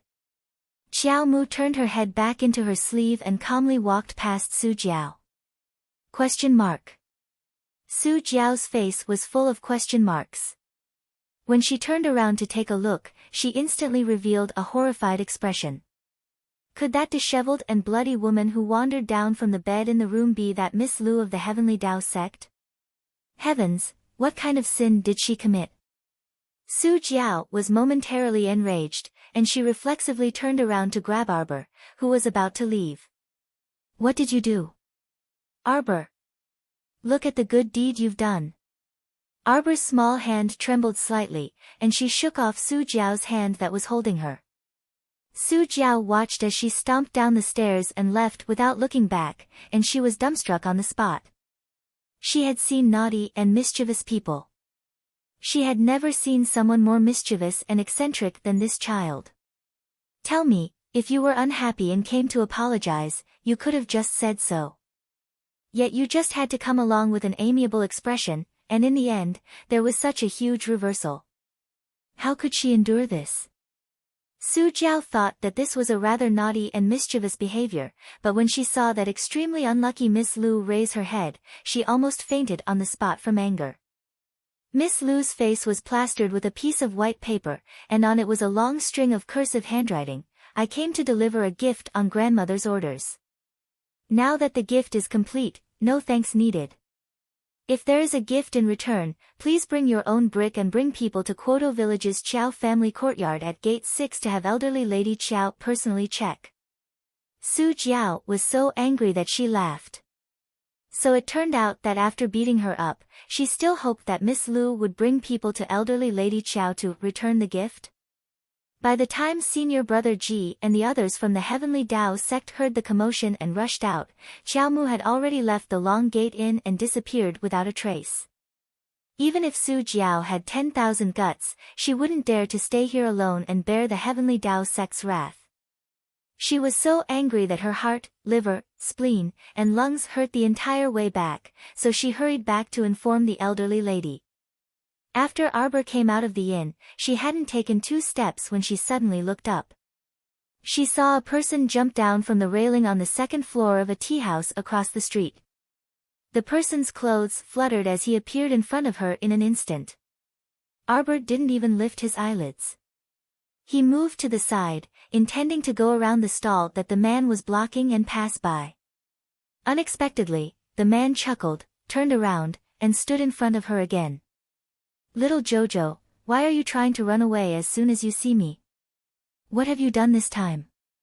Not far away, 2 young men in black with short lapels couldn't help but raise their hands to cover their faces. They felt that their crown prince was becoming more and more shameless. His Highness, who looked gentle and elegant like a spring breeze on the outside but was dark and moody on the inside, was walking further and further down the path of shamelessness.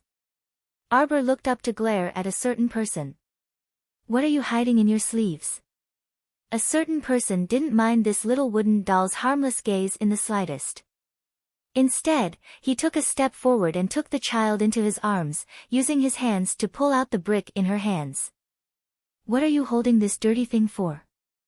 A certain crown prince had a look of disdain as he directly threw the brick that was still stained with blood on the ground. Then, he took out a clean handkerchief for Xiao Mu to wipe her hands. Xiao Mu felt that if she had the brick in her hands right now, she would definitely hit him on the head. "You really are a crazy person. Are you that familiar with me?"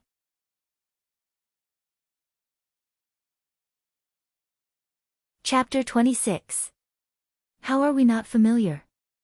Look. This is already our 3rd chance encounter. Mo Yen blinked, and her hands paused. She suddenly recalled that in these 3 encounters, it seemed that she had coincidentally witnessed the child's violent acts each time. This is probably fate preordained by the heavens. Mo Yen said with a chuckle. With a light flick of her finger, a 5-finger-wide, 7 cun long black object inexplicably appeared in her hand. It was shaped like a ferrule. In the future, use this to hit people. It's nimble and handy. Mo Yen handed the ferrule to the child and cast a disdainful glance at the brick on the ground. "Don't use such a dirty thing. It'll fall apart after 2 hits, so it's not easy to use. This is good, it's very sturdy. Don't worry about hitting it, it won't break." The 2 accompanying youths in black almost fell to the ground. "Such a small seedling, yet you're courting disaster by leading it astray. Is this really good, Your Highness?" That ferrule looked black and very cold, but it was very warm to the touch. There wasn't the slightest bit of bone-chilling coldness. Holding it in the palm of her hand for a while, she actually felt a trace of warmth. Although this crown prince was a bit neurotic, the things he took out were really good things. For example, the medicine from before, and also this ferrule. If she didn't guess wrongly, this ferrule should be a profound weapon, and its level was very high. At least, with her current level of a level 3 mystic cultivator, she simply couldn't discern the level of this profound weapon. Profound weapon masters had long been submerged in the torrent of Seekong Planet's history. In the past 100 years, a profound weapon master had never appeared on Seekong Planet, not even a level 1 profound weapon master. Many people said that Seekong Planet's soil and water weren't good, so it couldn't produce a profound weapon master. Some also said that it was because there weren't any forging materials. In short, although this whatever crown prince in front of her didn't seem very reliable, the things he took out were really very likable. Xiao Mu's face was taut, and she didn't say anything as she silently stuffed the ferrule into her sleeve. Looking at this child with an awkward personality, Mo Yen almost laughed out loud. "Do you know how to use it?" Mo Yen carried a certain child as she walked forward with a grin, explaining to her how to use the profound armament in a soft voice. This is a 12th level profound armament. Originally, with your current profound energy, you shouldn't be able to use it. However, I have sealed a portion of its power and temporarily suppressed it to a 3rd grade profound armament. As your strength increases, so will it. Infusing it with profound energy, you will slowly discover some unexpected uses. You can give it a name. MOMO, yes. Are you sure you didn't just casually come up with a profound armament? Arbor was silent for 3 seconds before he casually explained, it's black. MOYEN. After a while, the black ferrule in the child's sleeve emitted a faint ink-colored brilliance. MOYEN lowered her head and glanced at him, a hint of emotion flashing through her eyes. This child was really smart. He silently released his own Xian energy into the Xian armament and easily obtained the Xian armament's approval. What's your name if you look white? Whitey. Huang. Huang. Alright. MOMO, this name wasn't bad. At least it wasn't black. The corner of MOYEN's mouth twitched slightly, and she didn't know whether to laugh or cry as she glanced at the little fellow. Speaking casually along the way made this little wooden doll momentarily forget that she was currently in a certain someone's arms and was being carried forward. Actually, how could Arbor have forgotten? She was simply shocked to the point that she hadn't recovered her senses yet. A 12th level profound armament. This whatever crown prince used a 12th level profound armament right off the bat. She hadn't even seen a 12th level profound armament in her previous life until she died, okay.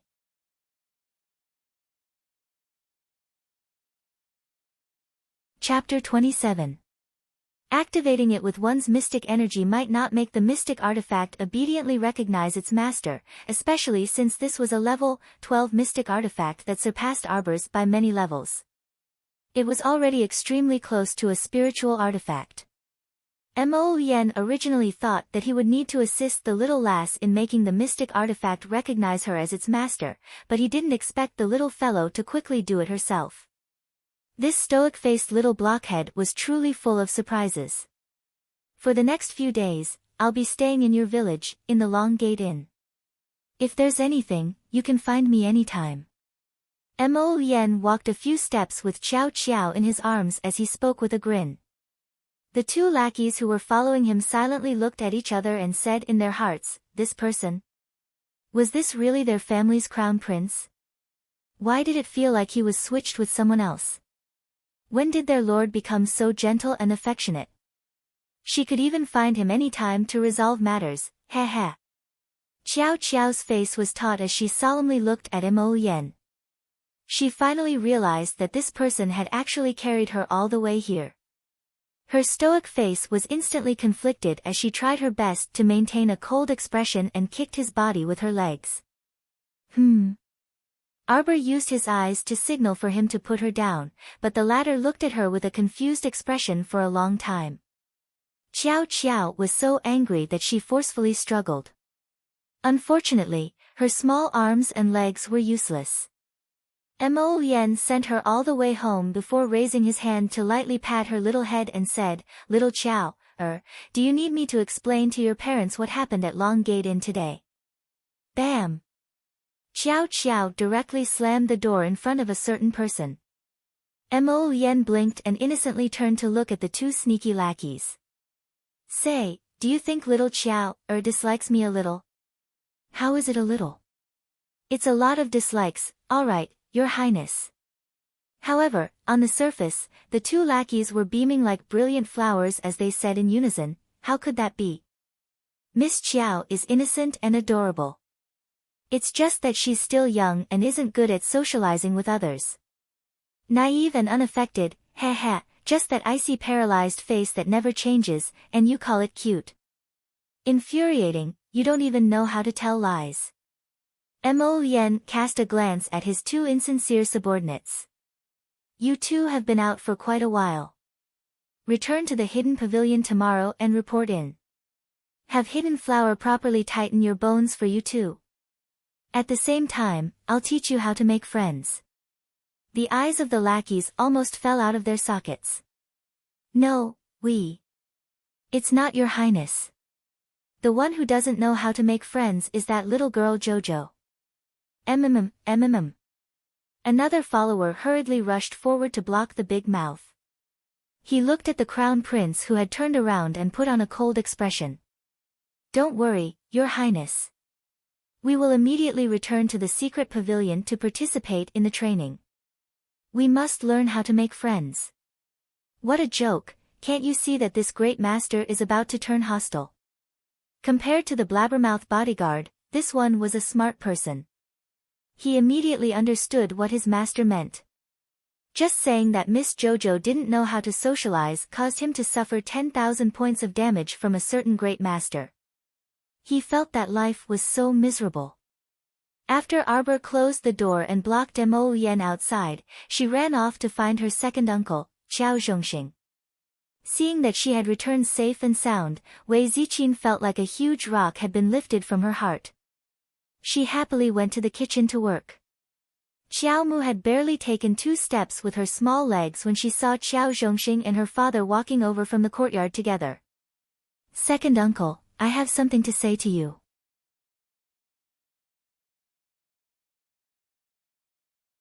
Chapter 28. Jojo. Xiao Zhongbang was just about to ask his daughter about the situation at the Long Gate Inn, but unexpectedly, his daughter didn't even look at him. Instead, she pulled her second uncle and turned around to run. Okay, Jojo, slow down a bit. Xiao Zhongxing was pushed to the side by a pair of small hands onto a stone bench. He somewhat amusedly looked at his niece's serious and tight little face. Second uncle, can you help me buy a lot of supplies? Hating her small arms and legs, she was really too small. Some seemingly simple things were really difficult for her age. Xiao Zhongxing was slightly surprised. Jojo, you want to buy things? You want to buy? Arbor stretched out his hand and placed the box containing 300 taels of gold and 2 bags containing 100 taels of gold in front of Xiao Zhongxing. Second uncle, here are 400 taels of gold. I need you to help me buy a lot of food. It's best if the meat and poultry are raw. I want all kinds of grains, fruits, and the like. In addition, help me find a blacksmith uncle to make 3 of the most durable and comfortable carriages. Also, help me make a batch of pig iron arrows, 10 bows, and 50 swords. That's all for the time being. This is the blueprint for the carriage. Also, second uncle, help me buy 6 fast horses. At least 500 arrows. 800 arrows. If the blacksmith uncle at the village entrance doesn't have enough time, help me buy them from the blacksmith shop in the nearby village. Xiao Zhongxing stared blankly at this child. He subconsciously reached out to touch the child's forehead. It's not hot. It's not hot. Why is this child's mouth full of nonsense? Second uncle, I'm very clear-headed, and I also know what I'm talking about.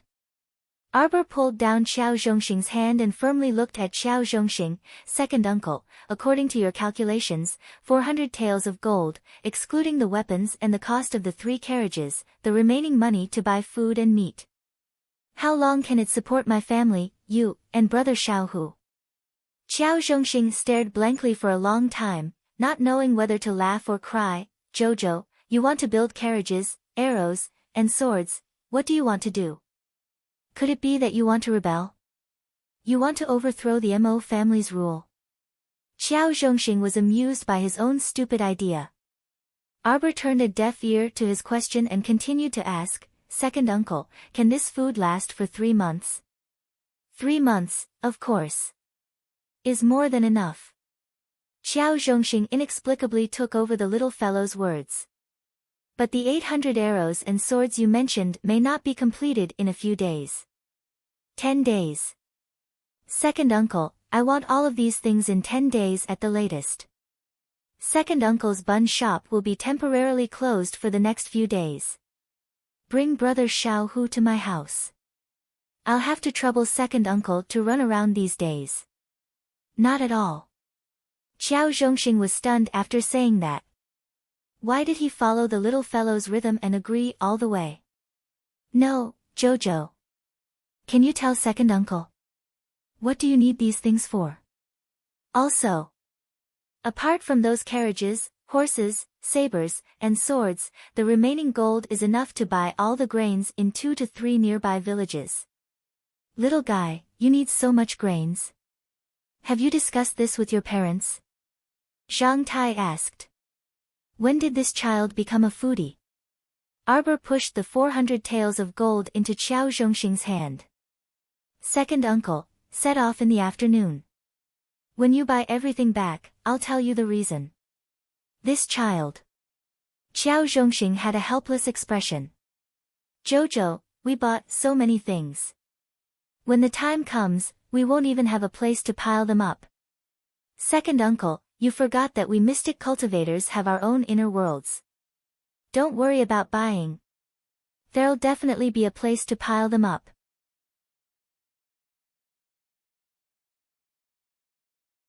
Chapter 29. That's right. Qiao Zhongxing slapped his thigh. At the mention of mystic cultivators, he danced with joy again. All right, Jojo, let's not wait until the afternoon. Second uncle will go handle this matter now. Their little Qiao, was the first 7-year-old mystic cultivator to appear in old Qiao's family in several hundred years. Every mystic cultivator had their own unique inner world storage item. There weren't many people in the entire Xikong planet who could possess such a high-end item. Qiao Zhongxing was duped by Arbor just like that, and he happily went out to purchase items with 400 taels of gold. Little did he know that he had long forgotten that a mystic cultivator's inner world was usually only 3 to 5 cubic meters. How could it possibly store so many things? Arbor heaved a sigh of relief. Entrusting this matter to second uncle was the most dependable. No matter what second uncle did, he was very serious and honest. Since she said she needed 800 arrows, he wouldn't give her 799. There were only 14 days until the zombie outbreak. As long as she finished preparing the supplies within 10 days, she would have enough time to bring her mother and younger sister to the nearest Shizhou city to temporarily settle down. Compared to Quoto village, which was the first to be affected and had no ability to resist, Shizhou city was second to none in the vicinity in terms of defensive forces and supplies. It could be said that it was the best refuge at the moment. Most importantly, Shizhou city wasn't far from Quoto village, so it would only take 2 days to get there.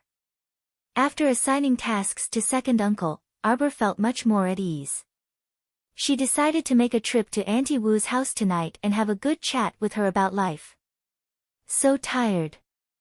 I feel like I've finished talking to second uncle for an entire year. Arbor lazily slumped on the recliner in the courtyard. She propped up her chin with one hand and quietly let her mind wander. When Qiao Zhongbang entered, he saw his daughter slumped on the bench in a daze with a wooden expression. Jojo, time to eat. Qiao Zhongbang took 2 steps forward and was about to reach out to carry his daughter when he saw the little fellow jump off the bench and run toward the dining table without looking back. Qiao Zhongbang couldn't help but be stunned. He finally realized in hindsight that the little girl seemed to have started to dislike him, her father, since an unknown time. Her behavior couldn't be more obvious. She was quite cold and even ignored him as her father. Many times, if Wei Ziqin wasn't around, she wouldn't even bother to say half a word to him. Qiao Zhongbang came to the table and sat down.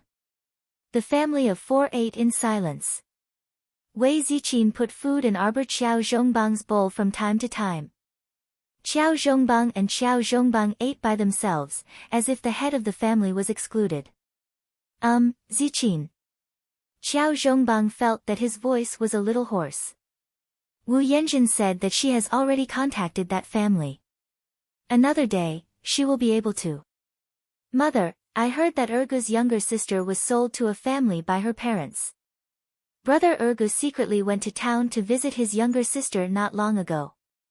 He said that the madam and young miss of that family treated him like a cow and scolded and ordered him around all day. Sister Ergu has endless chores every day, but her body is riddled with scars and bruises. Wei Ziqin's pupils visibly contracted. She abruptly threw down the chopsticks in her hand and directly pulled Xiao Zhongbang's arm to turn and leave. Ziqin. Xiao Zhongbang abruptly stood up. Wei Ziqin turned around and roared at him, I can raise my own daughter. Don't make your elderly lady worry about other people's affairs. Don't think that I don't know that Wu Yanjun isn't a good person at all. She and your good sister-in-law Su Jiao are jackals of the same lair. If she wants to earn commission from my daughter, she can dream on.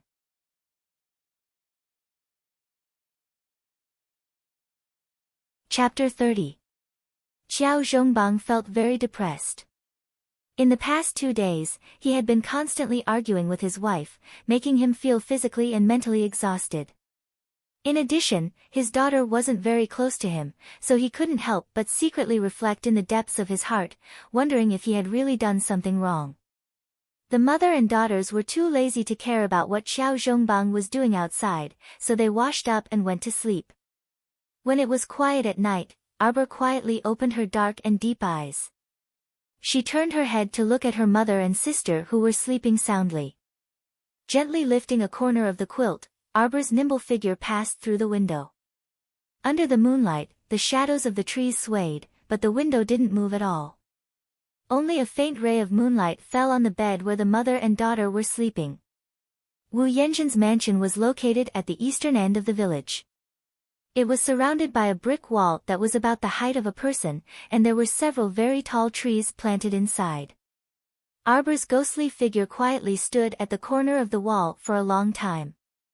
She slightly narrowed her eyes, and with a tap of her foot, she easily jumped up and steadily landed on the top of the wall. Wu Yanjun's courtyard was 4 or 5 times the size of her house.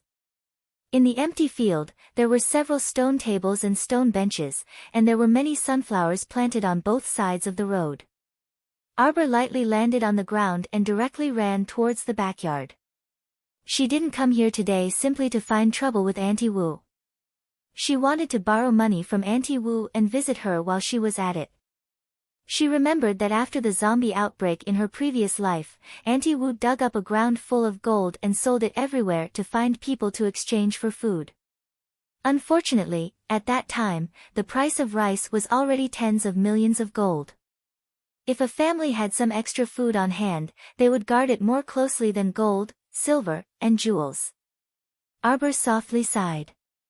So it was said that no matter how much gold and silver you had, it was useless if you couldn't find something to buy it. She thought of the pile of gold and jewels in her inner world, and her small face couldn't help but be filled with melancholy. If she couldn't take it out now, it wouldn't be of much use even if she took it out a few days later. Forget it, if it's a blessing, it's not a disaster. If it's a disaster, it can't be avoided. In this chaotic world, although gold, silver, and jade are useless, looking at such exquisite and gorgeous is also pleasing to the eye. Arbor nimbly jumped into the backyard of Auntie Wu's house. He circled around the yard, walked a few steps south from the corner of the wall, then turned back and walked a few steps before he stood still. He pointed his feet on the ground and drew a square rectangle. A cold smile appeared on his small face. Auntie Wu would never have dreamed that the gold in her backyard would disappear overnight. A total of 900 taels of gold. For a village woman, the speed at which she amassed wealth was quite astonishing. Arbor stuffed the 900 taels of gold into a bag and threw it over his shoulder. Carrying the heavy bag, he jumped onto the wall of Wu Yanjun's house. He turned around to take a look, and the corners of his mouth curled up slightly. A few minutes later, Wu Yanjun and her husband were woken up by the fire outside and jumped out of bed in horror. When they opened the door, they were stunned by the scene before them. Jojo. The little fellow jumped over the wall of Wu Yanjun's house with a big bag on his back. He saw under an old tree not far away, a white-robed, black-haired youth with a smile in his eyes waving at him. Arbor almost slipped and fell to the ground. He secretly cursed in his heart and cursed, God of Plague. Carrying the bag, he didn't blush and his heart didn't skip a beat. He looked straight ahead and walked past the youth. Yu Xiu was really speechless. If he hadn't followed His Highness the Crown Prince and witnessed the scene of this little fellow killing and robbing, perhaps he really would have thought that this child was carrying a bag for an outing. Such a small child, his heart is so black. Is it really good for him to be so calm after killing and robbing?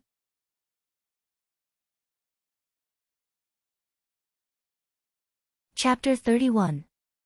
Mo Yen had just reached out, but before she could touch the big bag on the little fellow's shoulder, she received a cold glare from her. Like a nervous reflex, the little fellow carried the bag defensively and jumped back. Her eyes were full of accusation, as if they were going to rob her a second time. You Xiao. Ahem, ahem, ahem. Mo Yen coughed helplessly. Little Jojo, don't worry, these things are all yours. We won't take a single cent from you. Humph. A certain child made a disdainful sound, carried the bag, and turned to leave. Mo Yen hurriedly stopped her and took the opportunity to pick up her small body and the oversized bag. In a flash, she jumped onto a tree. At the same time, the entire Wu residence was filled with noise. Many of the villagers carried buckets and basins of water, spontaneously forming groups to put out the fire. Jojo, what grudge does the mistress of this house have with you? Mo Yen's slender fingertips lightly tapped the tip of the little girl's soft nose. Looking at the little girl's conflicted expression, her mood inexplicably improved. Humph, a certain child proudly turned her head away and stuck her head out to look at the people coming and going at the entrance of the residence to carry water. The displeasure in her heart was instantly shown on her little face. With so many people helping Mrs. Wu put out the fire, how could it burn down? At most, it burned down 2 wings of Mrs. Wu's house. It was far from her wish to burn down half of the Wu residence. How boring. If you don't say anything, then I'll guess. Look, the first time I saw you, you wanted to squash someone to death in a smelly ditch. It's not a smelly ditch. Arbor suddenly turned her head and looked at the youth in front of her with a pair of big black eyes. How is that a smelly ditch? It's at most a small quagmire. You don't even know how to speak properly. Humph, humph. Mo Yen. The smelly ditch isn't the main point, okay? The main point is that you're killing someone. This is the second time you want to burn someone to death. If you say there's no hatred, I don't believe it. Since you hate this person so much, how about I help you kill her? Don't worry, as long as I make a move, I guarantee she won't live past tonight. Yu Xiu wept silently, His Highness' style is not right. The little kid in front of him is already very cruel, why is he still leading him astray? Your Highness, doesn't your conscience hurt by doing this? Arbor's little classmate had a serious expression on his face. No need. Yu Xiu touching heart, not bad, not bad. The little kid is still very pure and kind. Then, a certain child's next sentence immediately shattered his worldview. Isn't it too easy for her to die just like that? Arbor said coldly, then looked at the smiling Mo Yen. Do you have a way to keep her alive, but she'll live in hell forever? Yu Xiu widened his eyes slightly. Yes. Mo Yen nodded crisply and patted the child's head. Leave it to me. Arbor was silent for a while, then his little voice emerged in the night. Can you help me buy a crossbow that can shoot arrows continuously? Yes. It's best if it can shoot faster. Don't waste time and can't shoot 2 arrows. No problem. Can you buy enough clothes for my whole family to wear for the next 20 years? The little kid thought for a while and asked again. Yes. Can you make 1,000 iron arrows for me? He didn't feel like he was asking for a yard after getting an inch. No problem. Can you give it to me in 10 days? Okay. Arbor nodded in satisfaction and threw the big bag of gold hanging from his shoulder into Mo Yen's arms. I'll buy you something good to eat if there's leftovers. Yu Xiu. His Highness isn't a foodie, thank you. Mo Yen suddenly picked up the little guy and laughed loudly as she walked away. He suddenly felt that ever since he met this interesting little guy, life seemed to have a bit more fun, as if a trace of vitality had been injected into his life. "You Xiao, Your Highness, aren't you going to ask why this little girl wants clothes that her whole family can wear for the next 20 years? So, that strange little girl killed and set fire to tonight's house just to take out gold to buy clothes for their family for the next 20 years? Ha!"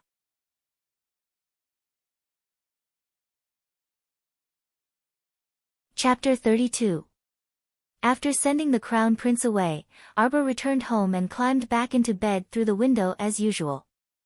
Quietly lying beside her mother, Arbor tried to circulate the mystic energy in her body before closing her eyes. She condensed it into mystic consciousness and opened the door to her inner world. That pile of glittering jewels and gold almost blinded her eyes.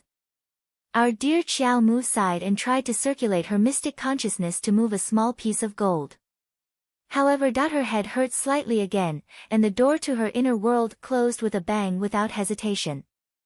Before it closed, she could see the apparition of her mystic consciousness lying steadily on top of the pile of jewels, not moving at all. It was as if she was completely paralyzed on top of a mountain of gold and silver. The corner of our dear Xiao Mu's mouth faintly twitched. She remembered that the apparition of her mystic consciousness in her previous life wasn't like this. That year, she spent nearly 10 years and finally succeeded in condensing her apparition of mystic consciousness with great difficulty. This little person in her inner world was in a state of cultivation all day and night. How could it be so tired and lazy as to lie on top of a mountain of jewels and gold? The child sighed helplessly. It seemed that it was impossible for her to move some gold bricks to use in the near future. With a melancholy expression, the child fell asleep in a daze. The next day, she woke up near noon. She turned over and sat up. Looking at the bright sun outside, she was momentarily dazed. Why did she sleep for so long? Arbor reached out and knocked on her little head. She raised her head and looked at Wei Ziqin, who hurriedly walked in from the door. "Jojo, hurry and get up. Your teacher Jiang is back. The school will resume classes tomorrow. Have you finished your homework? If you haven't, hurry and do it." School. For a moment, Arbor's expression was a bit sluggish. She felt as if she hadn't attended classes in 2 lifetimes. How would she know what homework was? To be honest, she didn't have much of an impression of what teacher Jiang looked like. Only when her mother mentioned him did she vaguely remember that she had attended the only school in the village, Tiny Herb Hall, when she was young. When Wei Ziqin turned around and saw her daughter's dazed look, she couldn't help but laugh. She went forward to make the bed and said, "Okay, hurry up and finish your homework." Previously, teacher Jiang's mother was sick and had been suspended for nearly 10 days. If you can't finish the homework assigned by teacher Jiang within 10 days. Oh no, what the hell is homework? She really couldn't remember. Speaking of which, did teacher Jiang assign homework 10 days ago? Isn't that right?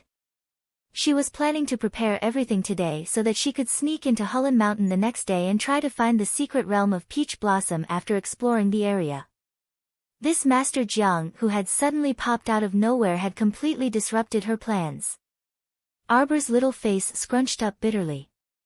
After eating, she hurried back to her room and rummaged for her so-called homework. After searching for nearly an hour to no avail, a certain child collapsed onto the bed. "I'm not fucking looking anymore. At worst, I'll just go and be nagged by that teacher Jiang tomorrow."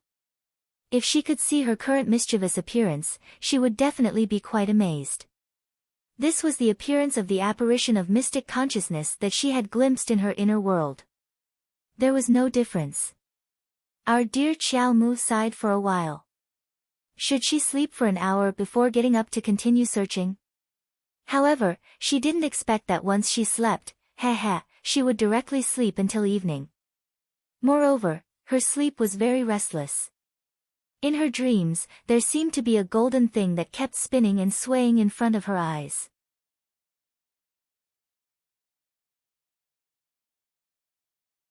Chapter 33.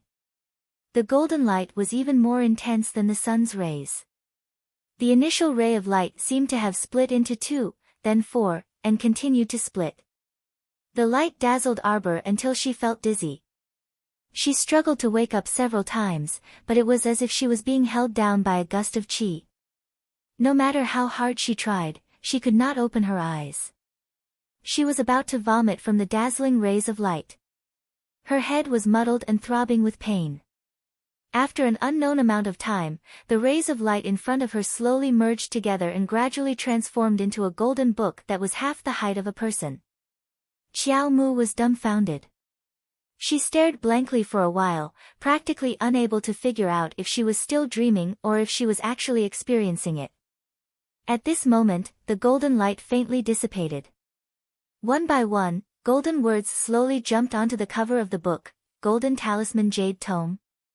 Arbor actually understood the 4 large, flamboyant words in an instant. Golden Talisman Jade Tome. Could it be that she was still dreaming about this strange situation? The golden book flipped to a page on its own. Lines of small words appeared behind it, floating and disappearing at an extremely fast speed. Fortunately, Arbor's eyesight was superior and she could read 10 lines at a glance. The small words read, "At the beginning of all things, it carried the 2 energies of yin and yang. Interconnected and integrated, it nourished heaven and earth. If it did not connect, it would produce evil spirits. At the beginning of the universe, heaven and earth contained a vast divine power. The Golden Talisman Jade Tome was born at the same time as heaven and earth. Guided by divine power, it recorded the all-powerful talisman technique. Its attack could slaughter all things, and it could trigger the 2 evils of yin and yang. In the blink of an eye, cities would be destroyed and all things would wither. Its defense could stabilize divine sense and automatically activate the power to protect the divine soul. It could soothe all things in heaven and earth, and bring spring to withered trees. Arbor, ha! What a good dream. This Golden Talisman Jade Tome or whatever, it sounded like it was real. It might as well just say that it was invincible in both offense and defense. What was the vast divine power? What the hell was divine sense? Divine soul? Was there such a strange thing in this world? This was the first time he had heard of such a strange string of words. This lousy book, it didn't even know how to make it up properly. She could still believe it a little if it said that it could activate mystic energy and protect mystic consciousness. She could be considered as someone who had lived 2 lives. It wasn't that she hadn't seen a powerful talisman grandmaster in her previous life. However, there were only a few talisman grandmasters in this world. They were all old men who were hundreds of years old. The only talisman patrician family on Seacombe Planet was far away in Guanlan City.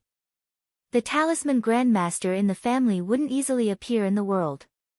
Moreover, talisman techniques were passed down from generation to generation, so there were even fewer talisman masters than mystic masters. Although the art of talismans was rather mystical, there was no talisman master who could annihilate a talisman with a flick of his finger. If things went wrong, the talisman master might have only thrown out 2 talismans before the mystic cultivator rushed up and killed him in a matter of minutes. Where did the ability to destroy cities and wither all living things come from? Are you sure you're not joking? The child scoffed and forced himself to wake up from the swaying golden light again. But the result made him feel a little sad. The Golden Talisman Jade Tome was emitting a heavy pressure that made it impossible for her to move, let alone open her eyelids. What on earth was this damn book up to? Our dear Xiao Mu was so angry that she was forced to focus all her attention on that book. After the lines of small characters on the Golden Talisman Jade Tome were quickly annihilated, another page flipped over. Beginner-level talisman techniques? Why was this dream so realistic? Did it really record the heart and finger techniques for talisman techniques? Arbor was a little dumbfounded. His head was full of fog and bafflement.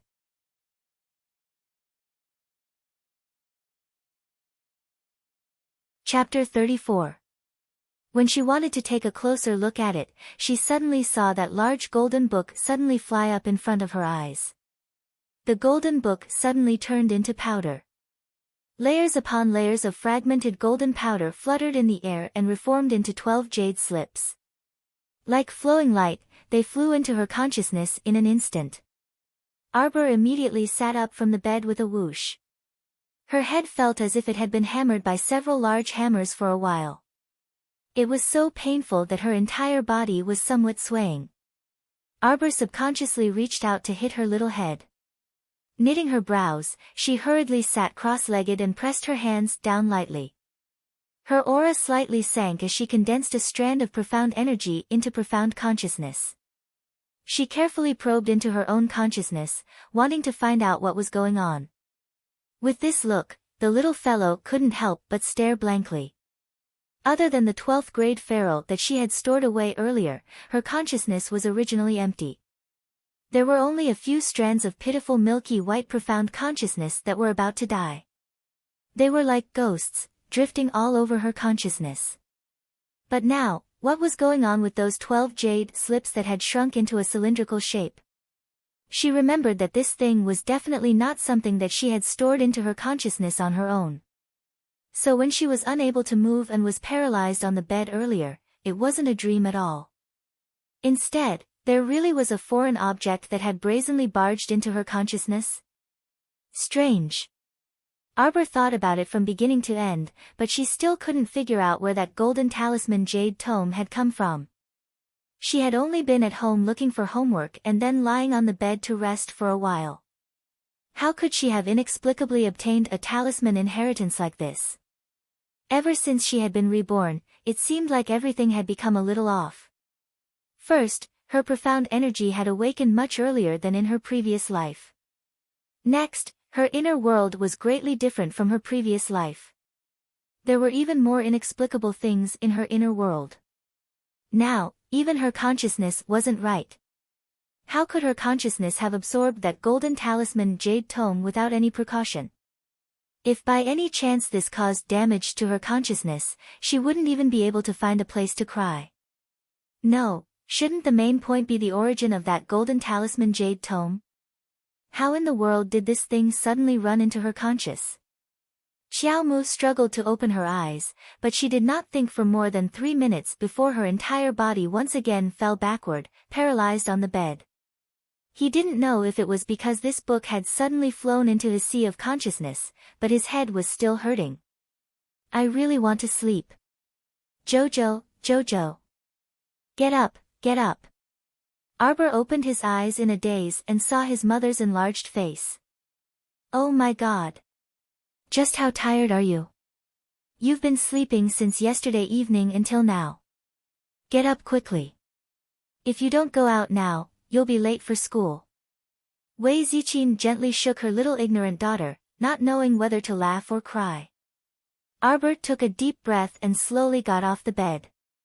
He punched the headboard with his small fist. Boom. What's wrong, Jojo? Wei Ziqin heard the sound when she stepped out of the door. She couldn't help but turn around to ask. Xiao Mu stretched out a pair of small claws to scratch her slightly stiff cheeks. She was about to go crazy from anger on the inside. Fuck me, this apparition of the mystic conscious is really something else. Whose apparition of the mystic conscious doesn't properly cultivate in their conscious for the entire night and only makes a fuss in their inner world for you? That strange apparition of profound consciousness also found a pen inlaid with gold beads from God knows where and spent the entire night scribbling non-stop in their inner world. Her head still felt like it had been hammered back and forth by dozens of large hammers. It hurt like hell.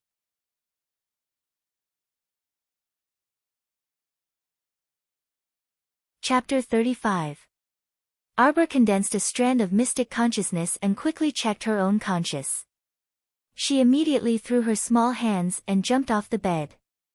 This abnormal apparition of mystic consciousness had now decisively returned to her conscious, but she was still diligently using that gold bead pen to continue her scribbling. One had to know that she was constantly moving around like she had ADHD, which also consumed student Arbor's mystic energy. Couldn't she just stay in her conscious peacefully and peacefully cultivate her mystic senses like she did in her previous life? Why was she scribbling over there? Arbor covered her small face. She would naturally learn how to draw talismans when she had free time. The main job of the apparition of mystic consciousness was to cultivate mystic consciousness. Was there something wrong with this apparition of mystic consciousness? Instead of cultivating mystic consciousness, she ran all day to draw talismans. She really wanted to beat her to death. Arbor stepped out of the door. With a flick of her finger, 3 strands of faint white light swept past. After the white light dissipated, 3 thin talisman papers lay quietly in her palm. Learning the Golden Talisman Jade Tome's talisman technique wasn't a dream. At least, the apparition of mystic consciousness was still scribbling like a little lunatic. These 3 talisman papers were also strange. They fell from the first jade slip and should be something like a demonstration talisman. The ancient Golden Talisman Jade Tome was a friendly gift. The first one was a speed talisman. For 5 minutes, it could increase one's speed by 3 times. It was essential for escaping. The second one was a strength talisman. It didn't increase mystic energy, but the strength of an ordinary person. For 5 minutes, it could increase one's strength by 5 times. It would be easy to move mountains and rivers and kill a cow with 1 punch. The last one was more funny. It was called a repetition talisman. As the name implied, it could continuously do the same thing for 5 minutes. This talisman. Arbor turned it over and over in her hand and looked at it. A faint smile flashed in her eyes. It seemed a little interesting. These 3 talismans were all beginner talismans. Beginner and intermediate talismans didn't require mystic energy to activate. They were also quite simple to use. Ordinary people could use them as well. If it was a high-level talisman, it could only be used by injecting mystic energy. The more powerful the talisman, the more mystic energy it would take to open it. Most ordinary people without mystic energy could only look at it and couldn't open a high-level talisman. High-level talisman masters were rare existences. In the talisman aristocratic family of Guanlan City, only 3 high-level talisman masters had appeared in the past 500 years. Of course, each one of them was a powerful figure. Arbor put the 3 talismans into her pocket and headed for Tiny Herb Hall with a bitter face. There were a total of 20 or so children in the village. The oldest was 15 years old and the youngest was 5 years old. They were all stuffed into Tiny Herb Hall. There were only 2 teachers in the hall. Those over 10 years old were taught by Master Tsun, while those under 10 years old were taught by Master Jiang. Tiny Herb Hall was on the west side of the village, and behind it was a small path overgrown with withered grass that led straight to Hulun Mountain. Xiao Mu planned to see if she could sneak up the mountain to scout things out. The little guy carried a bundle. As soon as he arrived at Tiny Herb Hall's entrance, he saw 2 porters carrying a bamboo rattan chair over. Sitting on the rattan chair was a little fatty around 9 years old. His chubby leg was propped up and he was happily gnawing on a chicken drumstick in each hand. 2 lackeys around the same age carried a few bags as they walked along the rattan chair. They held umbrellas and fanned themselves along the way. They smiled obsequiously and said, "Young Master Tao, are you hot? Young Master Tao, do you want some water?" Chiao. Wood. The young master sitting on the rattan chair suddenly shouted.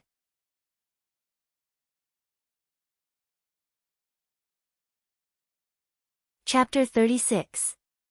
Arbor was stunned. She turned her head to look at the chubby boy who suddenly sat up straight on the rattan chair. The chubby boy's eyes were almost squeezed together. When he looked at Arbor, he tried his best to widen his eyes, but they only opened a small gap. Xiao Mu narrowed her chilly eyes, and fragments of her memories seemed to flash by. 3 days ago, it seemed that this chubby boy was the one who caused her to roll down the hill in front of the school. Seeing the chubby boy Zhou Tao's face, Arbor remembered that in her previous life, she had been bullied by this little bastard in the village. Although they were all trivial matters, the old and new hatred added together was enough to make a basket of grudges. She originally planned to ignore this little tyrant, but she didn't expect to be stopped by this little brat. Zhou Tao urged the two sedan bearers to carry the rattan chair to Arbor and put him down. He threw away the chicken bone in his right hand and gnawed on the drumstick in his left hand as he shouted at Arbor, "Coward, you actually dare to come here. If you hadn't chickened out that day, we could have gone up the mountain to explore." Xiao Mu coldly glared at him before circling around the little fatty and entering the school, heading straight for her classroom. Teacher Jiang hadn't arrived yet. 13 or 14 children under the age of 10 were playing around in the classroom. When they saw Arbor walk in, they all stopped what they were doing and looked at her in unison. Arbor stopped in her tracks. She looked back and forth and frowned slightly. She couldn't remember where she had sat before. That childhood memory was too distant for her to remember. Xiao Mu walked forward and picked the last short table before sitting down on the floor. She tossed the small package she was carrying onto the table. Zhou Tao's rattan chair stopped in front of the classroom. He had a look of disbelief on his face as he angrily walked towards Arbor. "Arbor, you coward. Didn't you hear me talking to you? Was this damned girl crazy?" She dared to look at him with such a cold gaze before, and now she completely ignored him. "You're dead meat." Little Fatty glared at her fiercely, then turned to his classmates who were watching the show. He waved his meaty hands and said angrily, "Everyone, attack. Teach this brat a lesson for this young master who doesn't know the immensity of heaven and earth. Let her know who has the final say in this village." Xiao Mu unhurriedly and surreptitiously took out that repeat talisman from her sleeve and looked at the little fatty with a sneer. "Teacher is about to come. The headmaster is nothing." The fat boy grabbed the drumstick with his right hand and took a big bite. He raised his chin high and continued to talk nonsense. "In this village, our family is the richest. Even the village head, that old man, has to give my father some face. Whoever had the money had the final say. Do you think the headmaster can save you? You're just a little reptile. How dare you look at me with such an arrogant expression?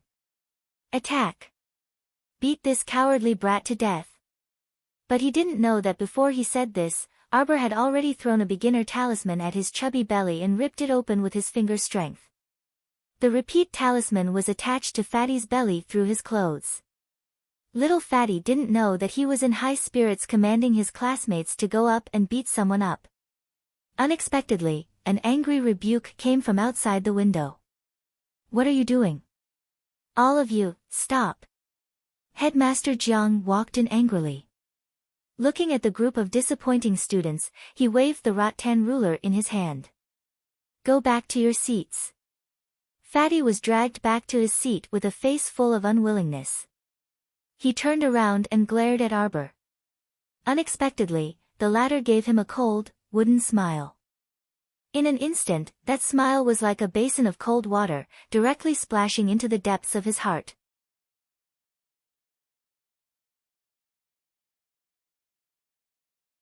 Chapter 37.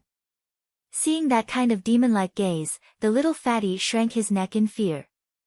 When he turned back to look, he saw that the little girl was expressionless. There was no trace of that terrifying aura.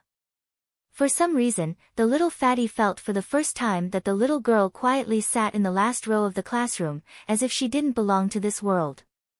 She was so ethereal that it was somewhat inconceivable. He rubbed his eyes and angrily turned his head. He looked up and saw Teacher Jiang's black face and didn't say anything. Teacher Jiang gradually became intoxicated by the poems and was in a wonderful mood. The students below were still quite well behaved. They shook their heads and recited the poems that Teacher Jiang was teaching. However, this harmonious atmosphere didn't last for more than 3 minutes. Arbor's lips curved into a faint sneer. He silently counted down in his heart. 5, 4, 1. Bang! Little Fatty slammed the table and stood up. This fucking loud sound made all of his classmates who were reciting pause in shock. Teacher Jiang, who was intoxicated by the poems, opened his eyes. He looked at the impudent fat child with a stunned expression. Dang dang dang dang dang. The little fatty aggressively rushed in front of Arbor. He grabbed a handful of air with his right hand and fiercely chewed. He raised his chin high and looked disdainfully at him. Teacher Jiang is nothing. Everyone stared dumbfoundedly at the impudent little fatty. They all wondered if this little fatty was stupid. If Teacher Jiang wasn't present, then it was fine for him to act arrogantly.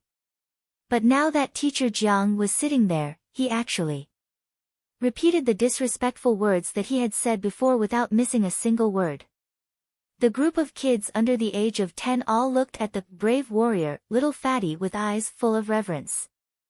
Before Teacher Jiang could fly into a rage, the two dumbfounded little lackeys hurriedly called out, Young Master Tao, and brought Zhou Tao back to his seat. Teacher Jiang took a deep breath. Seeing that the little fatty's father had paid for the renovation of Tiny Herb Hall, today, Teacher Jiang decided to swallow his anger. Go! Bang! The little fatty slapped the table and stood up again. He walked valiantly to Arbor and said, The headmaster is nothing. Pfft! This time, the little kids really couldn't hold it in any longer.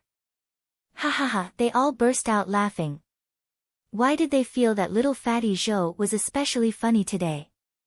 Ha ha ha ha ha. No matter how slow the little fatty was, he finally felt that something was wrong with his body. The feeling of not being able to control one's own body was truly terrifying. Looking at Teacher Jiang's darkened face, the little fatty slapped the table and stood up for the third time. Little fatty, who had rushed to Arbor and cursed, had a twisted expression on his face. His eyes, which had been squeezed into a slit, contained a trace of fear, and shameful tears overflowed from his eyes. Who could stop all of this? It was so terrifying. Why were his words and actions no longer under his control? Teacher Jiang couldn't take it anymore. He suddenly stood up from his seat, raised his rattan ruler, and smacked the little fatty's buttocks. Who told you to slap the table and stand up for the third time? Who told you to so brazenly insult Teacher Jiang? This good for nothing, you're really angering me to death. It was a good lesson, but in the end, it ended with the little fatty fainting. As for the talisman that had originally been stuck to the little fatty's clothes, it fell to the ground as the time limit ended. It turned into two ordinary pieces of paper and didn't attract anyone's attention. Arbor bent down to pick it up and crumpled it into a ball. He had a new plan in his mind. Tonight, when I get home, I'll draw 8 or 10 of them.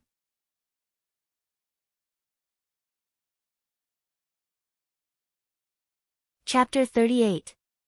The next day, our dear Xiao Mu went to school with 2 panda eyes, and on the way, she couldn't help but nag. Yesterday, when she went back, she spent quite a bit of time just asking her second uncle's brother Xiao Hu to buy talisman papers in town. After snatching the talisman brush from her apparition and chasing her away to cultivate her mystic sense, our dear Arbor didn't sleep for the entire night. She secretly drew talismans in the woodshed for the entire night, and out of a total of 30 talisman papers, 2/3 of them failed. In the end, Arbor drew 3 speed talismans, 3 strength talismans, and 4 repetition talismans. She felt that her life force for the entire day had already been exhausted in advance. Our dear Xiao Mu sat at the back of the classroom with one hand supporting her chin, and her entire being was a little drowsy. At this time, a commotion came from the door, and 2 little lackeys called out, "Young Master Tao." Only then did Arbor realize that the little tyrant, Zhou Tao, had arrived. After being tormented so miserably yesterday, he still dared to come today. His courage was commendable. Arbor moved her little hand to her forehead, slightly turned her head, and swept a glance at the little tyrant from the corner of her eyes. Then, she was slightly startled. The little tyrant's attire today. He wore a wide and plump sapphire blue silk robe, and a pair of black boots with wide soles. What was different from yesterday was that there was an extremely large coin-shaped jade tablet hanging in front of his chest, and the thick aura of a nouveau riche assaulted her senses. That round jade tablet hung heavily from his neck all the way to his abdomen, and the 3 large words, "Protective Talisman," were written on it. It seemed like his nouveau riche father had spent a large sum of money to purchase this protective talisman. Speaking of which, in order to engrave complicated talisman characters on jade, not only did one need the support of profound energy, one also had to reach the level of a high-grade talisman master. According to her knowledge, in her previous life, there was only one person in the entire Seacombe planet who could engrave talismans on jade. That person was from a talisman aristocratic family far away in Guanlan City. This little fatty's nouveau riche father was actually quite capable. However, when Arbor took a closer look, the corner of her mouth couldn't help but curve into a faint smile. She didn't feel the slightest bit of talisman energy from this washbasin-sized talisman. The crooked and messy fake talisman characters engraved on it were just broken characters that had been deliberately distorted so that she couldn't read them clearly. In other words, little Fatty's father might have spent a lot of money to buy a fake protective talisman. Since there was no talisman power attached to the jade, it was just an ornament. It couldn't even be compared to the lowest level of elementary talismans. TSK, he surprised her for no reason, but in the end, it was just a joke. Arbor curled his lips in boredom. Just as he was about to withdraw his gaze suddenly paused and fell behind the fat boy. A Taoist priest held a peachwood sword that could ward off evil spirits and recited a string of words with conviction. Suddenly, the peachwood sword pointed in the direction of the black-faced teacher Jiang. He shouted loudly, "The 4 directions order demons and evil spirits to disperse. Evil spirits, submit quickly." Ha ha ha. The children roared with laughter and rolled into a ball. Swish, swish, swish, swish. The Taoist priest's sword dance fell into Arbor's eyes and she almost laughed her teeth out. This messy and disorderly sword dance was really hilarious. Zhou Tao's father had been tricked again. She didn't know where this fake Taoist priest had come from. "Little demon, quickly show yourself." The Taoist priest pinched a piece of talisman paper between his 2 fingers and it fell into a bowl of clear water. This method of self-igniting without any wind immediately stunned the group of village children who had never seen the world. The Taoist priest opened his mouth and swallowed a mouthful of talisman water, and sprayed it all on the peachwood sword. As he pretended to take a step forward, he suddenly felt that he had stepped on something. He immediately slipped and fell to the ground with a plop. The Taoist priest's eyes bulged. He didn't have time to protect himself and fell head first. With a bang, his nose was almost crooked.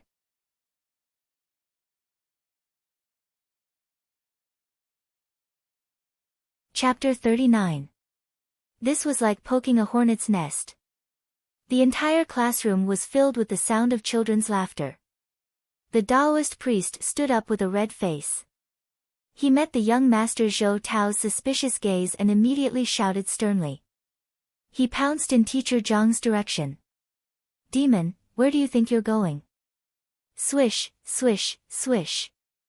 The Taoist priest rushed in front of teacher Jiang and played with the peachwood sword. He waved the sword up and down, and his body moved along with it. He looked like he was using all his strength, as if he was really fighting with an invisible demon. Teacher Jiang was so angry that his face turned red. He dodged the Taoist priest's peachwood sword left and right. He was about to scold the Taoist priest.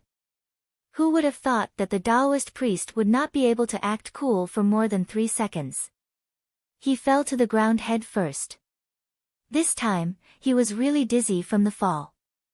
2 streaks of blood appeared from his nostrils. The Taoist priest was anxious and angry. He roared and jumped up.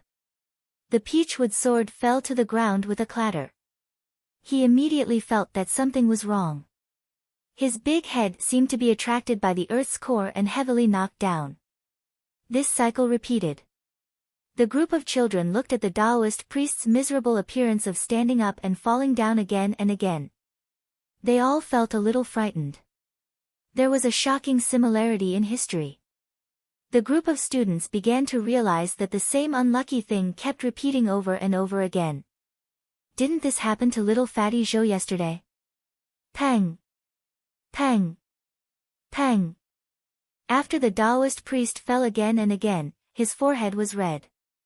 What was even more embarrassing was that his nose was bleeding, and it flowed all over his face. After a quarter of an hour, the miserable Taoist priest realized that his big head was finally no longer summoned by the earth's core. However, at that time, he had already been destroyed and lost his last bit of confidence. He stood up shakily. His face was covered in blood, and his eyes were bulging.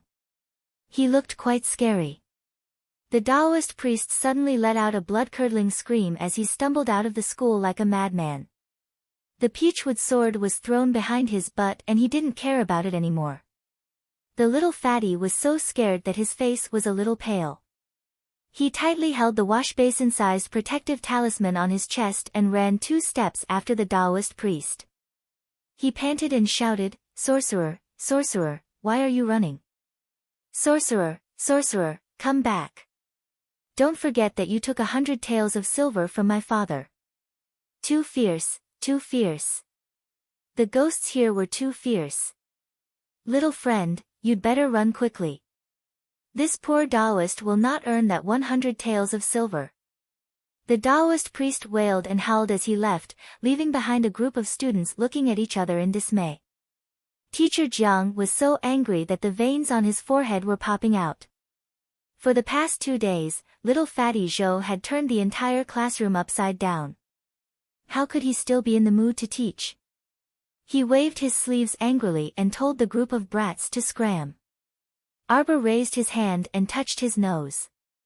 He had an idea. It was only 7 in the morning. Since the headmaster was not teaching, he might as well go up the mountain and look for the secret realm of Taoyuan. Arbor had already made plans beforehand, so when he went to school for the past 2 days, he brought with him a rope for climbing the mountain, a small shovel, a gourd to hold water, and other tools, so there was no need for him to go home.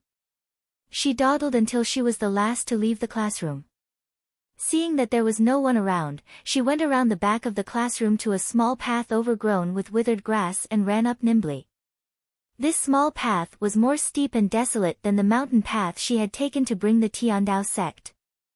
She had never walked this path in her previous life, so she really did not know where it led to Hulun Mountain.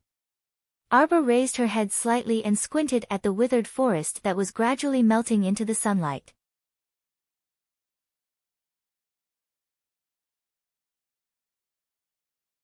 Chapter 40. This Hulun Mountain encompassed the entire Quoto village, so its range was relatively large.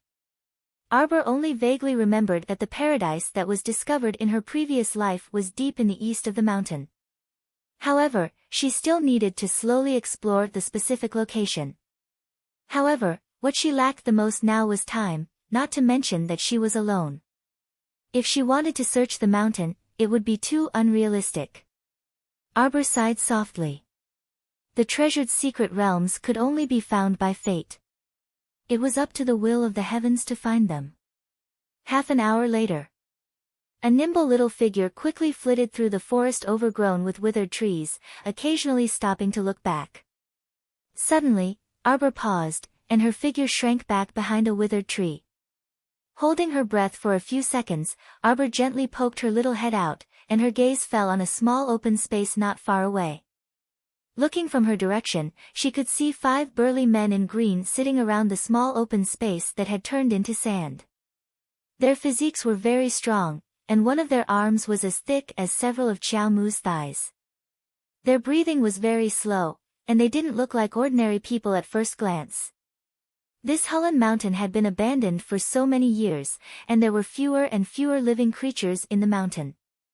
Usually, no one would go up the mountain. Therefore, it was very strange for these people to inexplicably appear here. Arbor carefully hid behind a tree and observed for a while. Then, she saw one of the burly men stand up with a bamboo tube filled with water and take a few steps forward. Ha! The burly man let out a low command and handed the bamboo tube to the person tied to the tree. That person was thin and tall, and his purple robe was loosely wrapped around his body. A white jade satin belt was tied around his waist, and his head was tilted as he leaned against the tree trunk. His pitch-black silk-like hair was rippling with water as it softly draped over his shoulders, completely covering his face.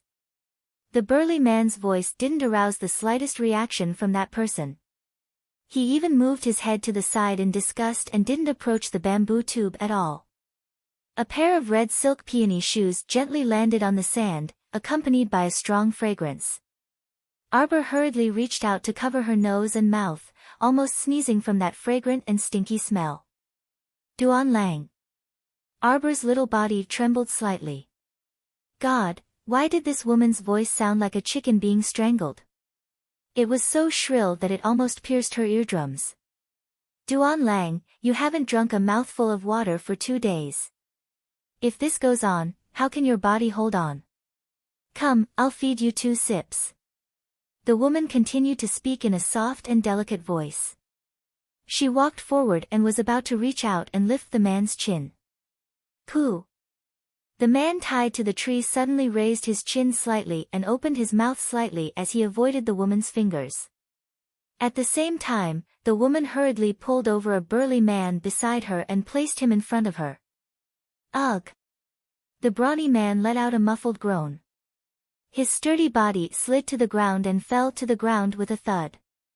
Arbor took a closer look and saw that there was a long and thin nail in the man's throat. It was completely dyed red by the blood on his neck. The woman hatefully stomped her feet and called out sweetly, Duan Lang, why are you so ruthless? The other 4 brawny men who were sitting and eating dry rations saw the death of their companion. Their fingers slightly tightened as they grabbed the dry rations bag in their hands. They constantly rejoiced in their hearts. Fortunately, they didn't go forward just now. This dangerous person really couldn't get too close.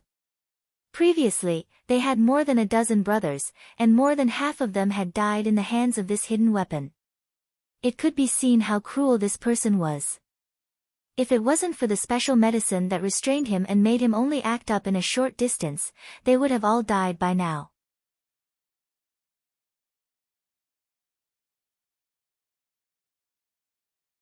Chapter 41. The person tied to the tree slowly raised her head, and the messy hair covering her face slid down to her waist. Xiao Mu stealthily poked her head out and caught a glimpse of a pair of slightly upturned peach blossom eyes. Beneath the long eyelashes, the ends of the eyes were slightly upturned. At first glance, the eyes were rippling with water, and the pitch-black pupils were very good-looking when they were upturned. However, upon closer inspection, the depths of the eyes were clearly flickering with the cold gleam of a blade. Looking at his age, he was no more than 12 or 13 years old. His thin lips were lightly pursed, and the corners of his mouth seemed to be a little chapped from not drinking water for a long time. Arbor shrunk her body and felt a chill on her neck for no reason. Strangely, why did she feel that the young man's gaze seemed to be drifting towards her? Absolutely impossible. She hid so well, who could discover her? Xiao Mu clung to the back of the tree like a small koala, her whole body curled up behind the wide withered tree. Duan Lang, the woman called out delicately. If this goes on, you'll die of thirst. You should listen to me and make do with a drink first. Scram. The young man's slightly deep and magnetic voice traveled far into Arbor's ears. The little fellow couldn't help but curiously poke her head out to take another look. In the end, abruptly shrinking her head back behind the tree, Arbor was dumbfounded and instinctively raised her hand to touch her chest. The moment she poked her head out, she felt that the young man's beautiful peach blossom eyes had directly caught her. It turned out that the feeling of being caught by someone's gaze wasn't her imagination. She clearly hid so well that even those burly men didn't discover her, so how did the young man discover her? He even used that pair of beautiful watery eyes that looked like they could cry at any time to accuse her of leaving him in the lurch. Ha! Did she look like someone who would meddle in other people's business? What kind of joke was this? She wasn't in the mood to be a goody two-shoes anytime, anywhere. It seemed that there wasn't much to gain today. She should quickly wrap up and go home to eat, lest she got into trouble for no reason. Arbor was about to slip away when she suddenly heard the young man's gentle voice shouting in her direction, "Sister, why aren't you leaving? Run! Run, run, run! Don't fall into their hands." What the hell? Arbor's little feet slipped just as he was about to run away. A hint of anger flashed across his stoic little face. This brat was clearly plotting against her. As expected, when the young man called out, the 4 burly men and the woman with the coquettish voice all turned their heads to look at where she was hiding.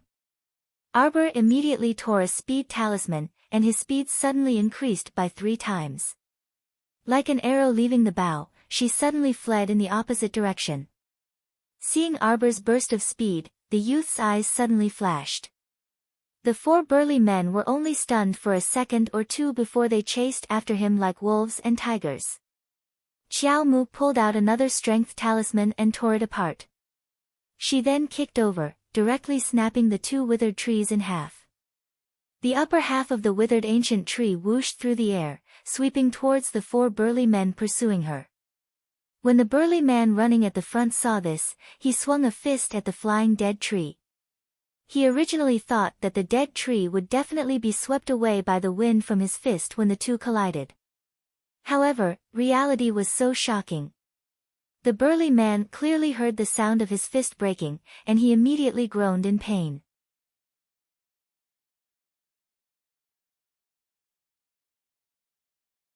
Chapter 42. A bunch of useless fellows. The woman's seductive voice abruptly turned cold. Why aren't you chasing? You can't even deal with a child. What use do I have for a bunch of trash like you? Apart from the burly man with a broken hand, the other 3 hurriedly increased their speed and outflanked Arbor. The 3 of them surrounded Arbor from 3 different directions and looked like they were about to catch her. Unexpectedly, the little girl exploded with an even more terrifying speed in an instant. That tiny figure practically transformed into an S-shaped bolt of lightning and escaped from the 3 people's eyes like a thunderbolt. The 3 burly men were truly stupefied. They never knew that a little girl from a remote village could actually surpass them in speed. It had to be known that although these people were not like mystic cultivators who could easily split mountains, break rivers, and destroy cities with their supreme mystic energy, they were people who had been immersed in special potions since they were young and had cultivated extraordinary external martial arts. Compared to those ordinary people who lacked the strength to truss a chicken, they also had considerable strength. Generally, with their speed, they could almost match that of a level 2 mystic cultivator. The speed of those low-level mystic cultivators might not be able to surpass that of external experts like them. But now, this little girl from a mountain village in front of them actually had such an abnormal speed. This was something none of them had expected. How could they know that Arbor had consecutively torn 2 speed talismans? Her current speed could be said to be exceeding her usual speed. Everything was for the sake of escaping. She didn't think that she would have a good ending if she was caught by that woman with a soft and pretentious voice. Whoosh! Arbor expressionlessly dodged a withered branch and then flipped a few times in the air to avoid 7 or 8 broken branches that shot at her. A trace of graveness gradually flitted across her small, stoic face. Ha ha ha! A familiar sharp laughter sounded behind her, causing goosebumps to rise all over her body. Arbor turned around and coldly met the woman's upside-down eyebrows. That woman was definitely not a beauty. Looking at her age, she should be more than 50 years old. She was wearing a bright pink dress, and her hair accessories and makeup were green and purple. She was dressed like a young girl, which was quite eye-catching. Arbor hadn't seen the woman's face before. Now that he saw her face, he almost threw up last night's dinner. How could such an auntie have the nerve to call a 13-year-old boy Duan Lang? Xiao Mu's small face was stoic as she looked at that woman, her eyes full of disapproval. Not running anymore. Little sister. The woman swayed her hips and giggled as she walked towards her. Oh, let me see. You're really a pretty little girl. The woman stepped forward and extended the sandalwood fan in her hand towards Arbor's chin. Arbor immediately took a step back from the strong fragrance, and his hand that was rubbing his nose paused. Achoo! Arbor looked at the woman with disgust and stepped back again. Go away. You stink. Stay away from me.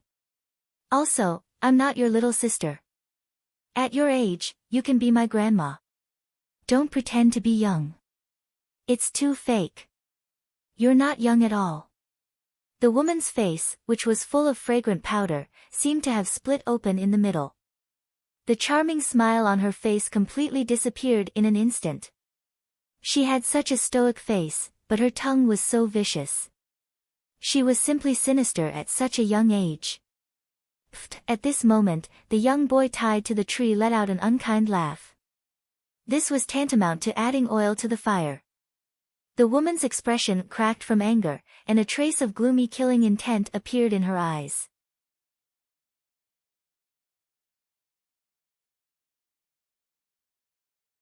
Chapter 43.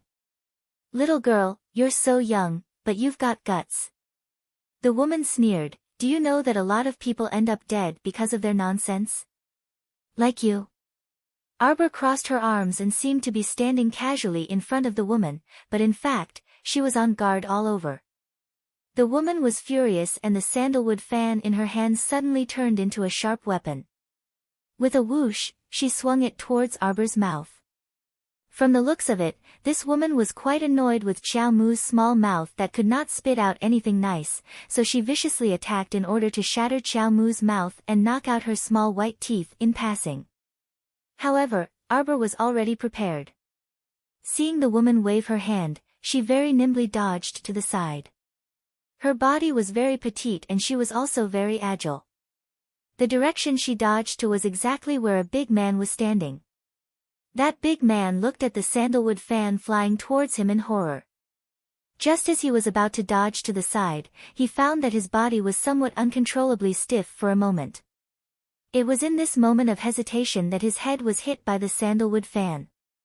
With a bang, his head exploded like a watermelon. The corner of Arbor's mouth curled up. Just now, she had thrown out a repeat talisman to restrict that idiot's movements and bought her that tiny bit of time. That was enough. No sooner said than done, Arbor had already flashed to the side of the little boy who was tied to the dead tree. The little boy probably didn't expect the little girl's movements and reaction speed to be so fast. His hands that were secretly moving slightly paused. Hurry up and help me untie. Bam! The little fist with the strength of 5 layers hammered his abdomen without hesitation. There was not the slightest bit of tenderness for the fairer sex. Just like that, a young man with a face as beautiful as jade was hammered by the little fellow's fierce punch. Together with half of the withered tree, he fell heavily to the ground with a thud. If one had to use 2 words to describe the young man's mood at this moment, then it would probably be, fuck. Heavens. The young boy was not in a good mood. Throughout the entire country, from the age of 80 to the age of 8, there was not a single female creature that could resist his smile. However, this young man was actually being cruelly destroyed by a stinky girl. If it wasn't for this ferocious punch that caused his internal organs to flip around, causing him to still be in pain, he would have thought that he was dreaming just now. This wretched lass, how could she be so ruthless and cruel? However, now was not the best time to seek revenge on this damned child. The young boy struggled to get up from the ground. His hands were still firmly tied to the dead wood, but there was a black bead the size of a pigeon egg between his fingers. He turned around and threw the black bead in the direction of the delicate woman. At the same time, he quickly ran forward. A piece of rotten wood was erected above his head. Looking at his back, it was extremely funny. It was as if he was carrying a flagpole, but his running speed was not weak. Boom! Half of Hulun Mountain was awakened by this tremendous tremor. Many villagers of Kwoto village ran out of their houses in fright. They looked up in the direction of Hulun Mountain, not knowing what had happened. What was that? Arbor couldn't help but ask. However, the young boy turned his head with a horrified expression, and coincidentally met her expressionless little face. You? Fuck, she was caught off guard and didn't faint from the huge commotion just now. Even if he took 10,000 steps back, his speed was already at the limit. How could this damned child keep up with him?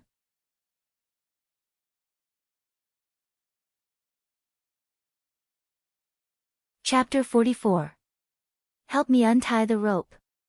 The youth with the flagpole on his back turned his head and said with a depressed expression. Arbor turned a deaf ear to him. Following his footsteps, she dashed left and right. The youth's expression once again became a little frightened and surprised. How could this strange child be so clever? His footsteps were so changeable, there was basically no pattern to his left, right, front, and back. The most frightening thing was that this child could actually catch up to him at such a young age. Right now, he simply didn't have time to think of a way to throw her off. The core-ravaging thunder just now had only slightly obstructed the footsteps of that witch from the Coitus sect. Right now, the only way to completely escape the Coitus sect's encirclement was to quickly enter the secret land. Arbor followed the youth, her eyebrows slightly furrowed. She didn't have to follow this person, but the movement just now had attracted a lot of footsteps. They were being chased from all directions. Looking at the situation, there really were quite a few people chasing this youth. She could very well abandon this unreliable youth and escape on her own, but right now, everyone was surrounding them to catch them. If she wanted to escape at this time, she would be even more conspicuous. Most importantly, she had a feeling that these people might have come for the Peach Garden's secret realm. Whoosh, whoosh, Arbor looked at the youth's back in surprise. He passed through 2 rows of intersecting dead trees and disappeared from her sight in an instant. Her eyes flashed and she hurriedly chased after him. When she passed through the dead trees, she felt as if her whole body had touched a layer of furry water membrane. In the blink of an eye, she passed through. What entered her eyes was a disorderly row of stones. Tall, short, big, and small, they were piled up everywhere without any pattern. It was as if she had entered a stone forest. At a glance, the sky was covered with stones, and there was no end in sight. Arbor's gaze fell on the youth in front of her. She saw him suddenly turn around, his long black hair slightly moving up and down. A pair of devilish peach blossom eyes stared at her. Hey! Xiao Mu was currently inspecting her surroundings. When she heard his low voice, she merely turned her head to glance at him before shifting her gaze elsewhere.